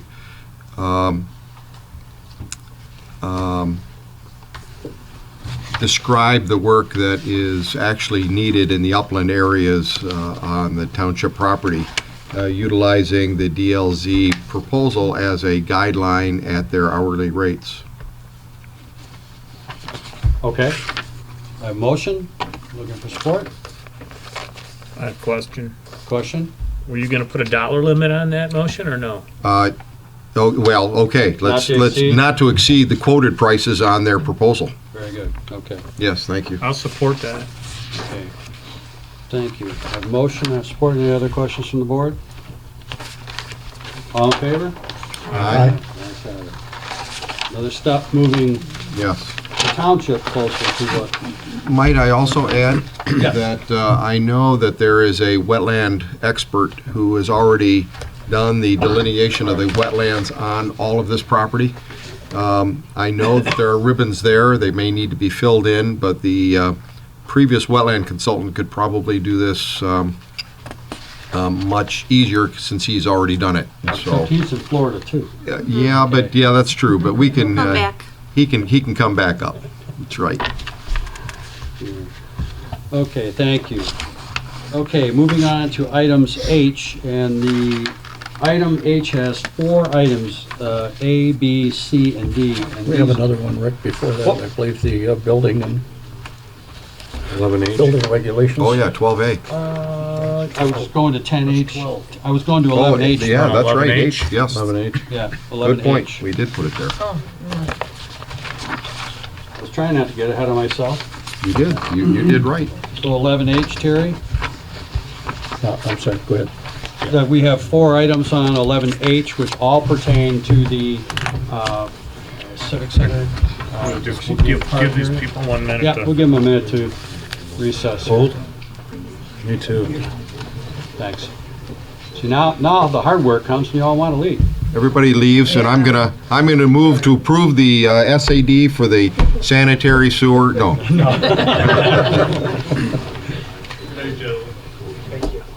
Thanks for coming, residents. Thank you. Have a Merry Christmas. That's right. Oh, so what do we have time for coffee? Okay. I can't do it now. I'd like to do it now. Yeah, let's go. Coffee sounds good.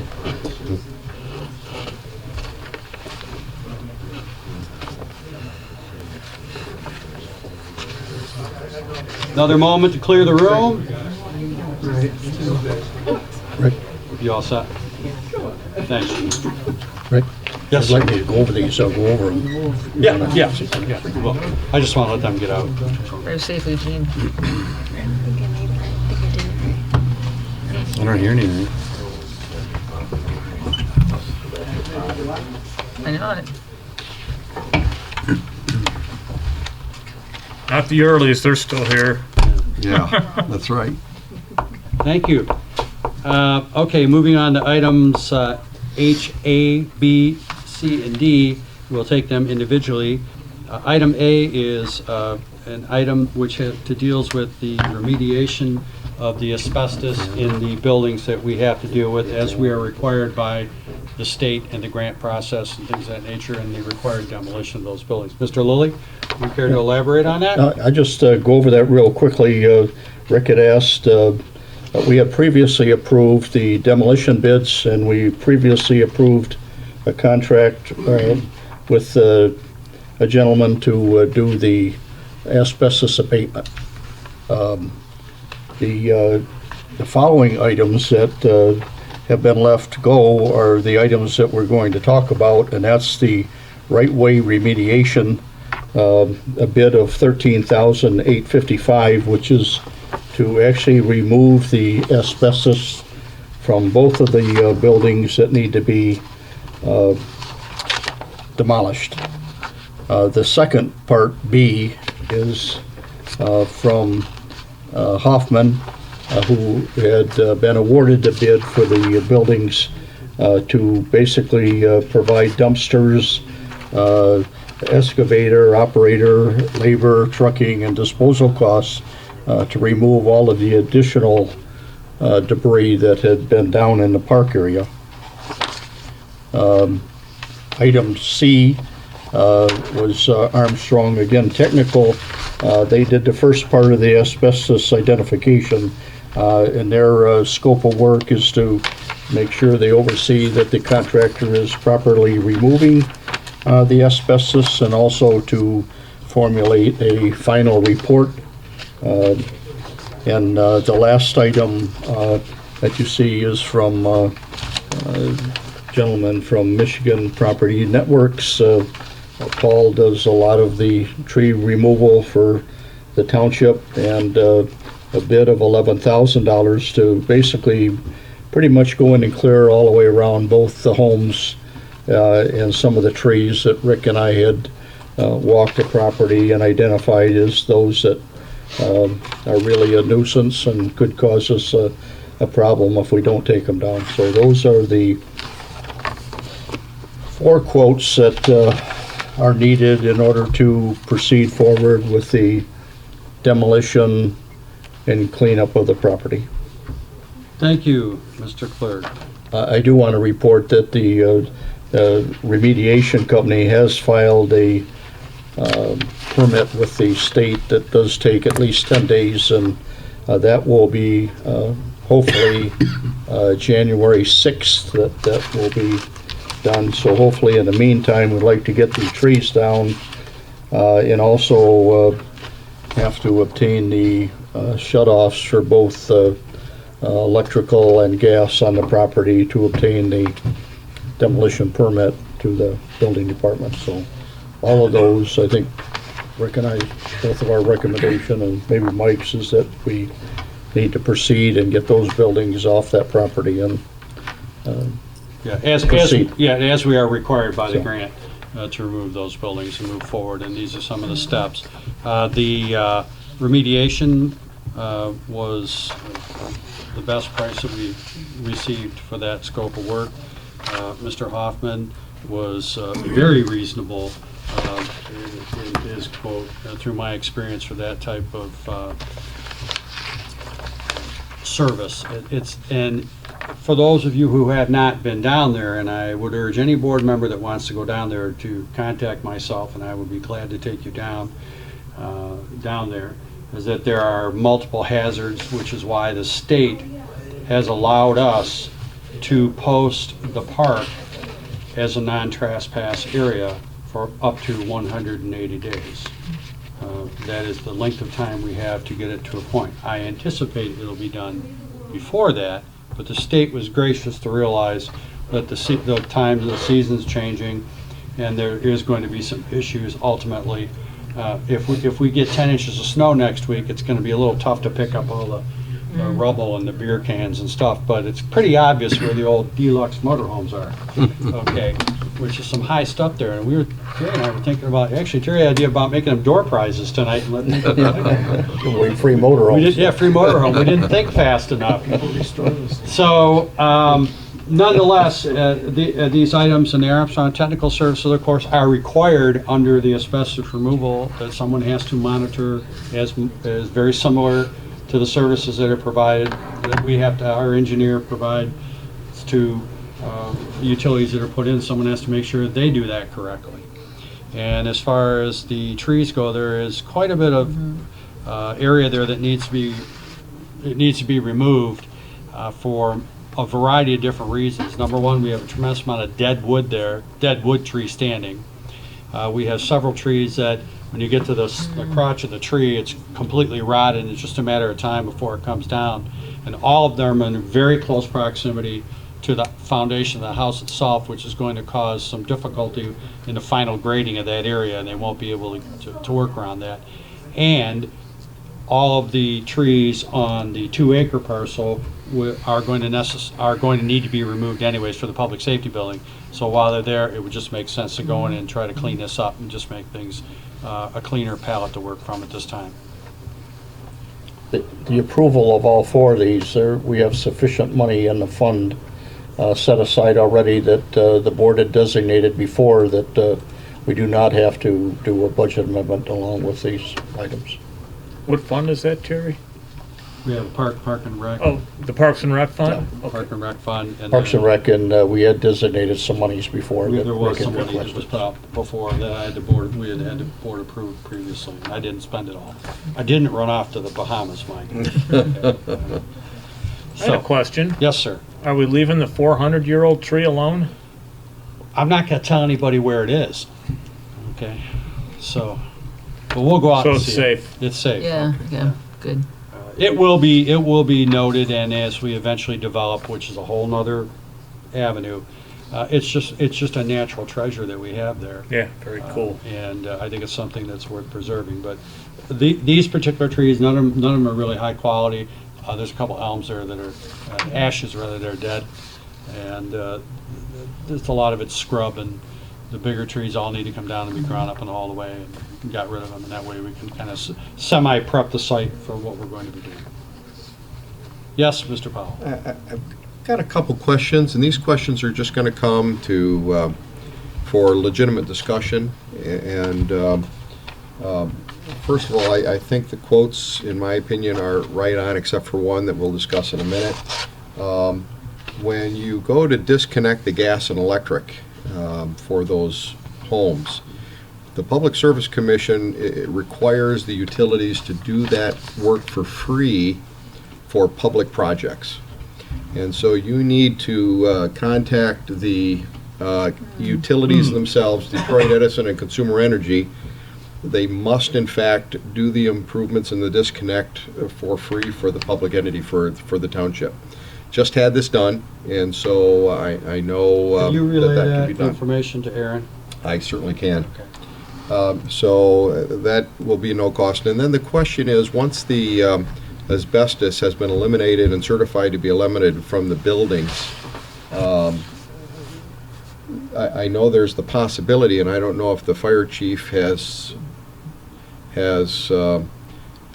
decided not to take advantage of it, but those structures could be used as educational burns, and so I just wondered whether or not we've done that. There's a caveat, there's a utility pole in very close proximity to the house, and that utility pole will stay there because that's on the park parcel.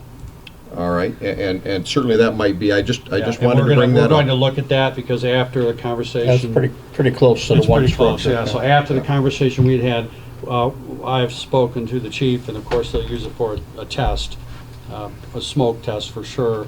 And Yeah. there is the potential that could happen, but we're still in the early investigating stages of it. But I want to keep moving. So in the structure that I just dealt with, there was a pole within 10 feet of the structure, and the fire department actually utilized their ability to protect that as though it were a home next to the structure. So as the burn happened, they protected that pole, and so that was just an option. So the other ones, I believe, are very well set, and this is just my opinion, and I ask the board's comments. This time of the year, without any emergencies going on, $11,000 to clean up the brush and the trees around those structures just seems I think you need to take a walk out there, Mike. astronomically high. And so I guess my question is, how many people actually bid on this in order to get that, or did we just go to one vendor to? This is a gentleman who we have used in cross bidding before, and he's won many bids, and he's just a preferred vendor because we know that he'll respond responsive to our needs. Okay. So I have a comfort level with his bid to us, and he wants to continue to do work for us, and we have put him at bid on other items. But I wanted to get this out there and get this going because we obviously time is now of the essence with the state. I want to get things moved along. Okay, it just seemed extremely high. I will tell you that was my first reaction until I had some conversation with someone else that I know that does trees. All right. And the simple fact that they're not just going to cut them down and leave them there. We don't want the organic matter on site, so they're going to truck all the grindings off, okay, and get them out of there because there's no good place to dispose of them right now anywhere on that site. I don't want them to get mixed into any of the potential construction site because you know what organics can do to a footing over time. So. But brush piles or No, chipped they're gonna have to chipped grind wood, up. chipped wood can sit in piles for a while because there's going to be additional trees that have to come down when we get into building, and so. No, this will be this will take, these are all the trees that are impacting that site. So your statement today is there will not need to be any more brush or trees cleared off the property There'll be more before. brush. It's further to the west. Okay, all right, well, I appreciate the discussion. There's further to the west. Okay, just a lot of money. Yep, I agree. It would be best for the record if take these one at a time. Yep. A motion to release. Okay. In case of item HA, right-ways remediation, I'm looking for a motion to approve the expenditure of not to exceed $14,000 for their contract of $13,855. I'll move that, Mr. Supervisor. Okay, I'll do what I did as a motion. You will. I'll support you'll that. Support. All in favor? Aye. Item 2 for R.J. Hoffman Management. To enter into a contract that they'll provide the debris, crush, remove motorhomes, boats, and outbuildings. Price includes excavator, operator, labor, trucking, and disposal costs of $50 per cubic yard, with the understanding that this will be at the direction of the township as to the extent of the work. I'd like to add that to my motion. Okay. Support. I have support from Mr. Roman. Under discussion? Discussion. Is there any estimate at all? Are we talking about 1,000 cubic yards, or are we talking about 50 cubic yards? You're gonna take a ride down there with me in the next day or so. Okay. Yeah, Get a better perspective. Yeah, It depends. it depends. Really? Depends on how badly they crush it? Yeah, once we get through this, I'll explain something to Okay. you real quick. All right, very Because good. there's another spin to this too. Okay. But I wanna get at least the nasty stuff that we can't handle out. All right. So, motion, who made the motion? I made the motion. Who seconded? I support it. Mike supported it. All in favor? Aye. Aye. Ayes have it, okay. Item number 3, Armstrong Technical Services, HC. This will be to monitor monitor the asbestos remediation on the project as we've approved for. Not to exceed Not to 400 a day. exceed $400 a day. That's an motion. Looking for support. Support. I have support from Mr. Powell. All in favor? Aye. Ayes have it. HD in the land clearing, remove all trees, brush, and underbrush between the two properties as discussed, and remove the wood and brush physically from the site, and leave the stumps at a height to be able to be removed by an excavator. For the sum of, to Michigan Property Network for the sum of $11,000. That is my motion. Looking for support. I'll support that. I have support from Ms. Andrea Voorhees. All in favor? Oh, Sorry, before we vote, I'm gonna vote. I understand what you were saying about time is of the essence, but if we do this again, I think we need to stick to our policy, have some more quotes. Yep. I understand. This is, again, not a foreign vendor to the township, so. I get it. Okay, so that being said, I made a motion. I have support from Andrea. All in favor? Aye. Opposed? Thank you for your cooperation, board members. And, keep this moving along. Now moving along to old business.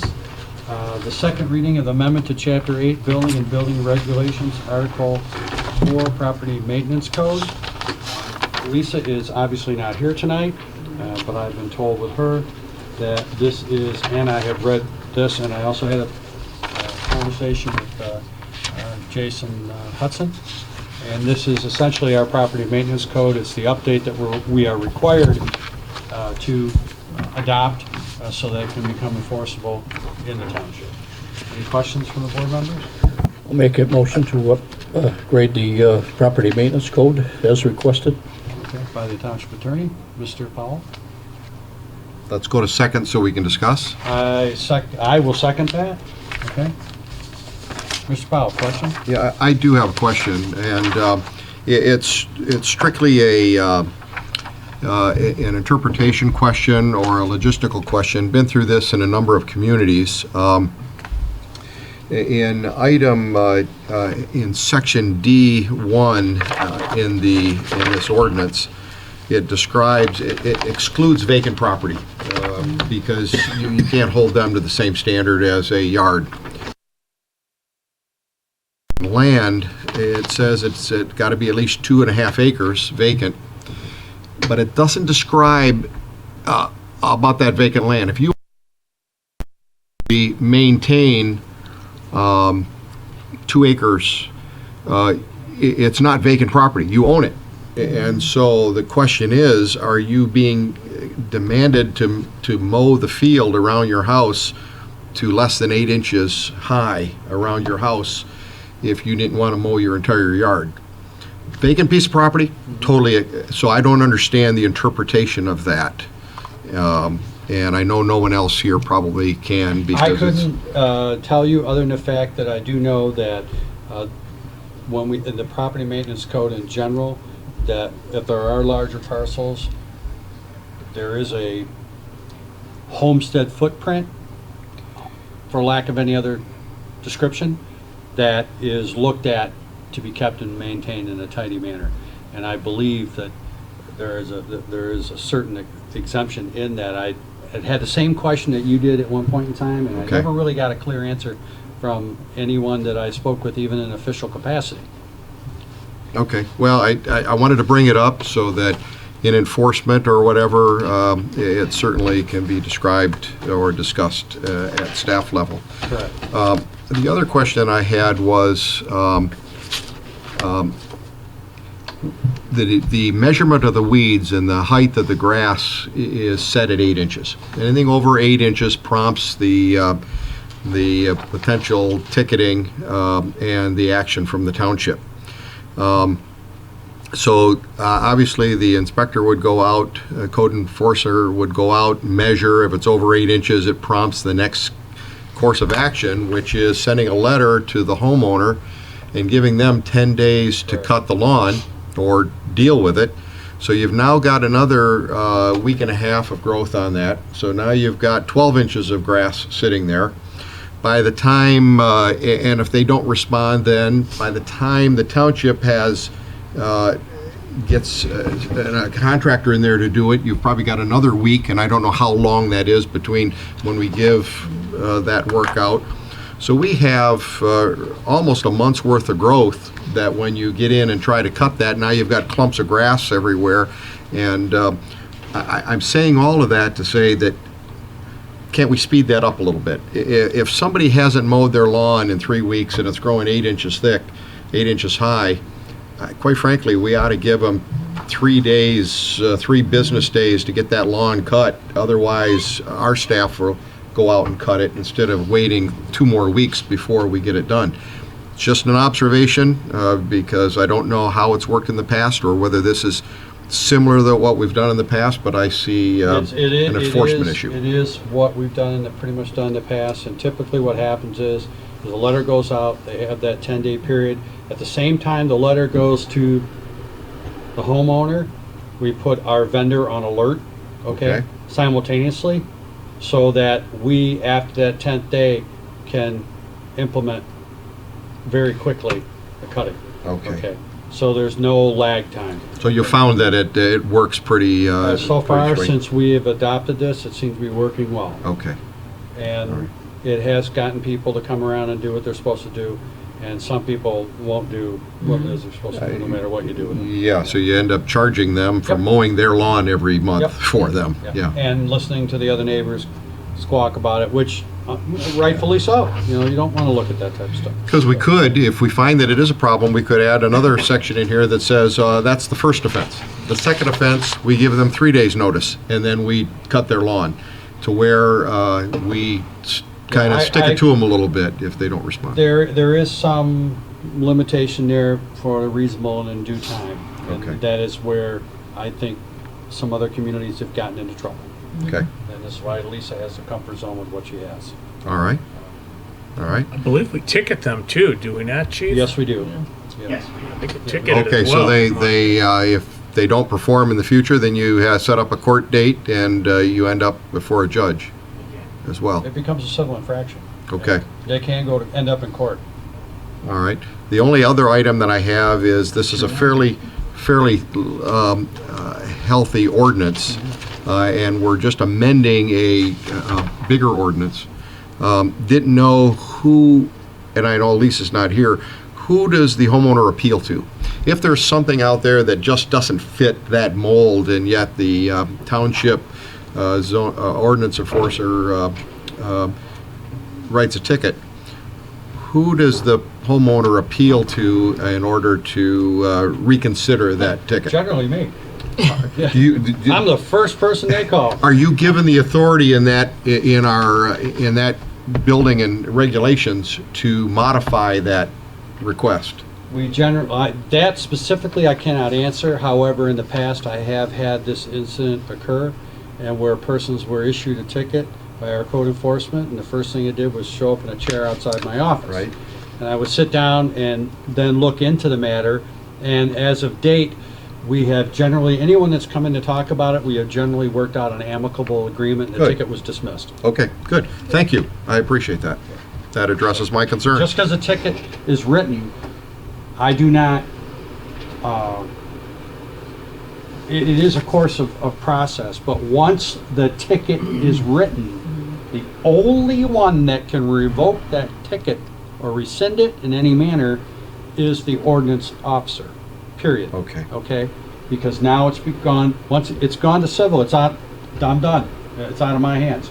However, I can often interject and try to work out, because the last thing we want to do is spend our time going to court, wasting our time and aggravating the situation. So I don't have all the answers for you, but I'll tell you what's been common practice, and that's been common practice. Okay, just anytime we approve an overall ordinance and just amend a big national type ordinance, it always concerns me that it doesn't address our specific concerns.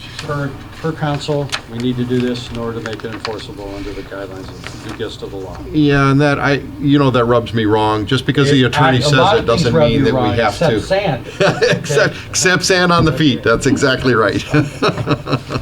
Thank you, Mr. Supervisor. Another thing though, Mike, I don't care who writes the ordinance, it's always going to be up to interpretation, right? Yeah, And that's why everyone interprets them differently. That's why there's good to have an appeal process. Absolutely. Correct. So where the heck were we? We had motion and support? Yes. And we were going into all in favor? All in favor? Yeah, that's what I thought. That's exactly until right. you interrupted me. Well, except that was under discussion. Well, I know that. Yeah, okay. But you still interrupted me. Oh. You get dinner and a show here sometimes. Yes, that's exactly right. Okay, so we have the motion, we have support, all in favor? Aye. Aye, the ayes have it, thank you very much. Moving on to item 13, trustee comments, Mr. Powell. Hey, I'm just going to wish all my fellow citizens and residents a Merry Christmas, Happy New Year, Happy Hanukkah, Ramadan, and I just want to thank the staff and you, Mr. Supervisor, for making that park happen. If it wasn't for the township staff and yourself, that parkland would go to a developer, and I really appreciate your work on that. Thank you. You're welcome. Appreciate it. That's it. Mr. Roman. Well, I thought I would update the board on a few sewer bond debt topics that we really haven't talked about lately. So regarding our Phase 1 sewer debt, between March of 2013 and March of 2017, the Township Board approved transfers of $1,540,000 from the general fund to the sewer debt fund to help make our bond payments. Not only is that bond paid off now, but I transferred back from the sewer debt fund another $100,000 this month, bringing total transfers back to the general fund to now come to $800,000. So we're making really good progress. That's great. Great. In regard to the Pontiac Lake sewer bonds, the outstanding principal balance today sits at $790,000. The Pontiac Lake Sewer Debt Fund currently has $620,000 in it, and with future receipts from SAD collections, as well as quarterly debt payments that are coming in, we're in really good shape with Pontiac Lake. Those bonds will pay off in March of 2022. Again, I welcome anyone that's watching from home. If you're involved in this Bogey Lake North Sewer Project and you need financial help, please make an appointment with me. Come in. We'll figure it out. Our improvement revolving fund, which hopefully will be used for future township hall costs. That fund currently holds $2.6 million, and we have budgeted for another $500,000 from the general fund to go in next year. So that total will soon exceed $3 million. So we're in good shape there. And then finally, I'd like to wish our residents Merry Christmas and a very happy, safe holiday season. Thank you. Mr. Ruggles. Yeah. Let's see here. Planning Commission, we meet on Thursday. It's our last meeting of the year, and yeah, our 12th meeting this year. So we met 12 times. I was able to stop by the tree lighting and for a second drop some stuff off. Looked like a great time. Liz was there. Rick was there. And Merry Christmas. That's it. Very good. Mr. Lilly. We were talking about demos earlier. I'd like to if there's any of these other demos that are out there that are still hanging around that this board hasn't acted on, particularly with the IGA, that we need to get those on the board agenda and move along. They have until December 31st to act. Okay. Mamma Mia's is another one that we've hung around with a long time. In my best wishes for the board for buying the property, I kind of forgot about Carol Burkhart. Carol, like I say, back in the 90s was a huge supporter of this township.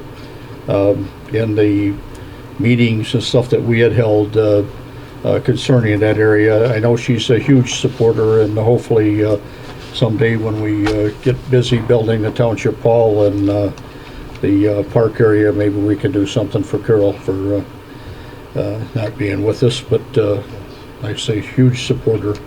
Want to thank the board for all your cooperation, for everything that you do, and wish everybody a Merry Christmas and a Happy New Year. Thank you, sir. Thank you. Ms. Voorhees. One of my favorite things about my nonprofit that I work for, this full-time job, is that they usually pay me to stay home during the holiday season. And one of the things I always make sure I do to give back, not only because my nonprofit pays me to stay home, is Meals on Wheels. So my favorite volunteers are in the audience tonight. If I helped out in November, I plan on helping out in December. It's a great way to get to see your community from a different perspective. And it makes me realize how I don't want my parents and other parents to live. And it's because sometimes your face that they see that day is sometimes the only face they see all day. And I spoke with Dan briefly on that day, and one of the officers that has retired from White Lake is a Meals on Wheels app person. So to me, he was my, Dan, can you help me with his rank when he retired, Pepe? Yeah, he's a retired lieutenant that's on the Meals on Wheels program. So it brought me back to my childhood at the same time. And I'm just going to finish off by saying, have everyone have a safe, happy holiday season. Good. Mrs. Smith. Thank you. So I'll just start out with the library update. The next board meeting is tomorrow, December 18th at 6:45 at the library. I want to thank our White Lake Township Police Department and the surrounding communities that participated in Shop with the Cop this past Tuesday and Thursday. Andrea, Rick, and myself had a lot of fun wrapping presents and helping kiddos, and seeing the smiles on their faces are invaluable. And that is a lot of work and coordination that our department does. So I want to thank each and every one of them, and particularly Officer Keidel. As Scott mentioned, the tree lighting was a great success. I want to thank all of our sponsors. Without the sponsors, that event can't happen. So thank you so much from the bottom of my heart. I really appreciate working with all of you. It's one of my favorite events that I do all year.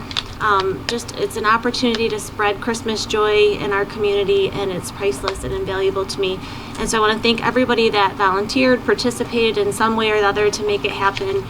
We gave Christmas to all of White Lake and the surrounding community, so thank you so much. And then I want to mention that I'm going to request next month some more communication that comes to our board. I have some suggestions, so I'll wait next month. We can start a new year with fresh ideas, and I hope my colleagues will join me in supporting those ideas. And of course, Merry Christmas, Happy Hanukkah, Happy Holidays, Happy New Year, all that great stuff. Have a wonderful time with your family and friends, and thanks for joining us tonight. Thank you. I just forgot to mention, the Goodfellas food delivery is this Saturday. For anyone interested in helping deliver food, baskets, we meet at the community hall at 8 a.m. this Saturday. How many do they do, Mike? We usually have between 50 and 70 families. Wow. Yeah. That's a lot. That's great. Good. Good to know. Well, all of you know, we move forward. We continue to move forward. We have other things to try to make our place a better place to live, work, play, worship, all of the above. And part of that is getting around. So I'm really pleased to say that we have now established WOTA, which is the West Oakland Transportation Authority. As of last week, Highland Township was the last board to approve the 3 township organizations. So now White Lake, Waterford, and Highland Township are conjoined. Operation will commence January 2nd. We're in staging up process right now. It'll probably be a little bumpy when we first start, but we'll get through it. We'll have a wider selection of vehicles to utilize and a greater service area for our residents. And we're looking at renewed technology to improve the service to our residents so that it cuts down wait times on pickups and try to make it as efficient as we can for everyone. So I really want to appreciate all the board's efforts in that. That took 10 years to do. Yeah. It was 10 years ago that was talked about, and 18 months ago I started talking to Rick Hamill about it again, and we got the engine going, so to speak, and then Gary Wall, he saw the benefit of it too. Hopefully other communities will take a look at it, especially now with the looming RTA out there, which is a real hot tamale. The Shop with a Cop was a great experience. I turned into the human tape dispenser, which I didn't know what else to do because I had all these ladies around me going flurry, and they were all struggling to get tape, so I just started loading up with tape. It seemed to work. So it was great. I think we take for granted what it is that we have sometimes in this country, and even in our little township here. So it's very heartwarming to see kids, and not only the kids, but I've seen the mothers and the fathers, and in particular I had one mother one time get really, really emotional because she basically said if it wasn't for this, she didn't know what she was going to do for Christmas. Wow. So it's made a difference in a lot of lives, and it's been one of the efforts that the White Lake Police Foundation and all the officers, in particular our Chief Dan, really strive for. So that is always a worthy organization. Also would like you to know that Genesis awarded at the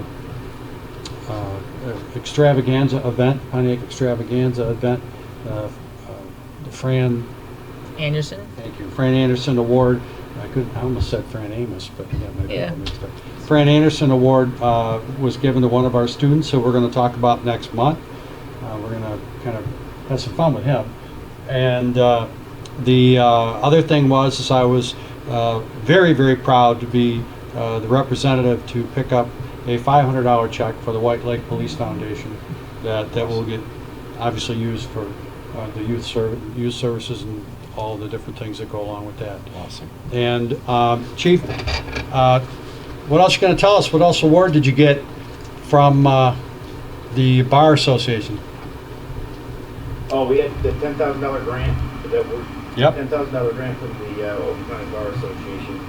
This is the second year in a row that we received it. And it's through the hard work of my executive assistant, Secretary Jennifer. We filled out the grant application, and we were able to get another $10,000 that's going to go towards our team training for the over 700 kids that we teach throughout the year, that show kindness throughout the year. And we go towards another booklet. We made a booklet for the 5th graders. This we're going to make for the 7th graders. So it's great. So it was a great achievement, and that's something to be really proud of. So my hats off to you for that. And we had a little food drive here. We had our Christmas luncheon here, and I'm really proud of the folks in here, the employees. It was kind of a last minute, hey, what are we going to do? And we ended up with 10, 12 cartons of food out here, which I'm going to take tomorrow down to Open Door. It was a toss of the coin as to which food bank we were going to benefit, and we're going to take that down to them tomorrow. And I noticed that actually a few more cans they proliferated. So some people have come in, the residents have seen it, and I've received comments from the residents that they were like, well, why didn't you tell some of us about it? So I think next year we're going to do a little bit different approach and try to do what we can.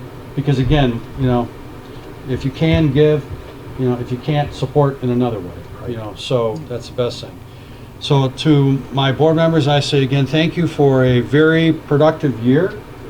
It's been my pleasure serving as your supervisor with you, and I think we've got a lot of work done, and we have a lot more work to do, so I look forward to 2020 and what it brings. And with that, I say good night, God bless, Merry Christmas, Happy Holidays, and I make a motion to adjourn. Looking for support. Support. Support. All in favor? Aye. Ayes have it. Adjourn 9:34. Close, Mike.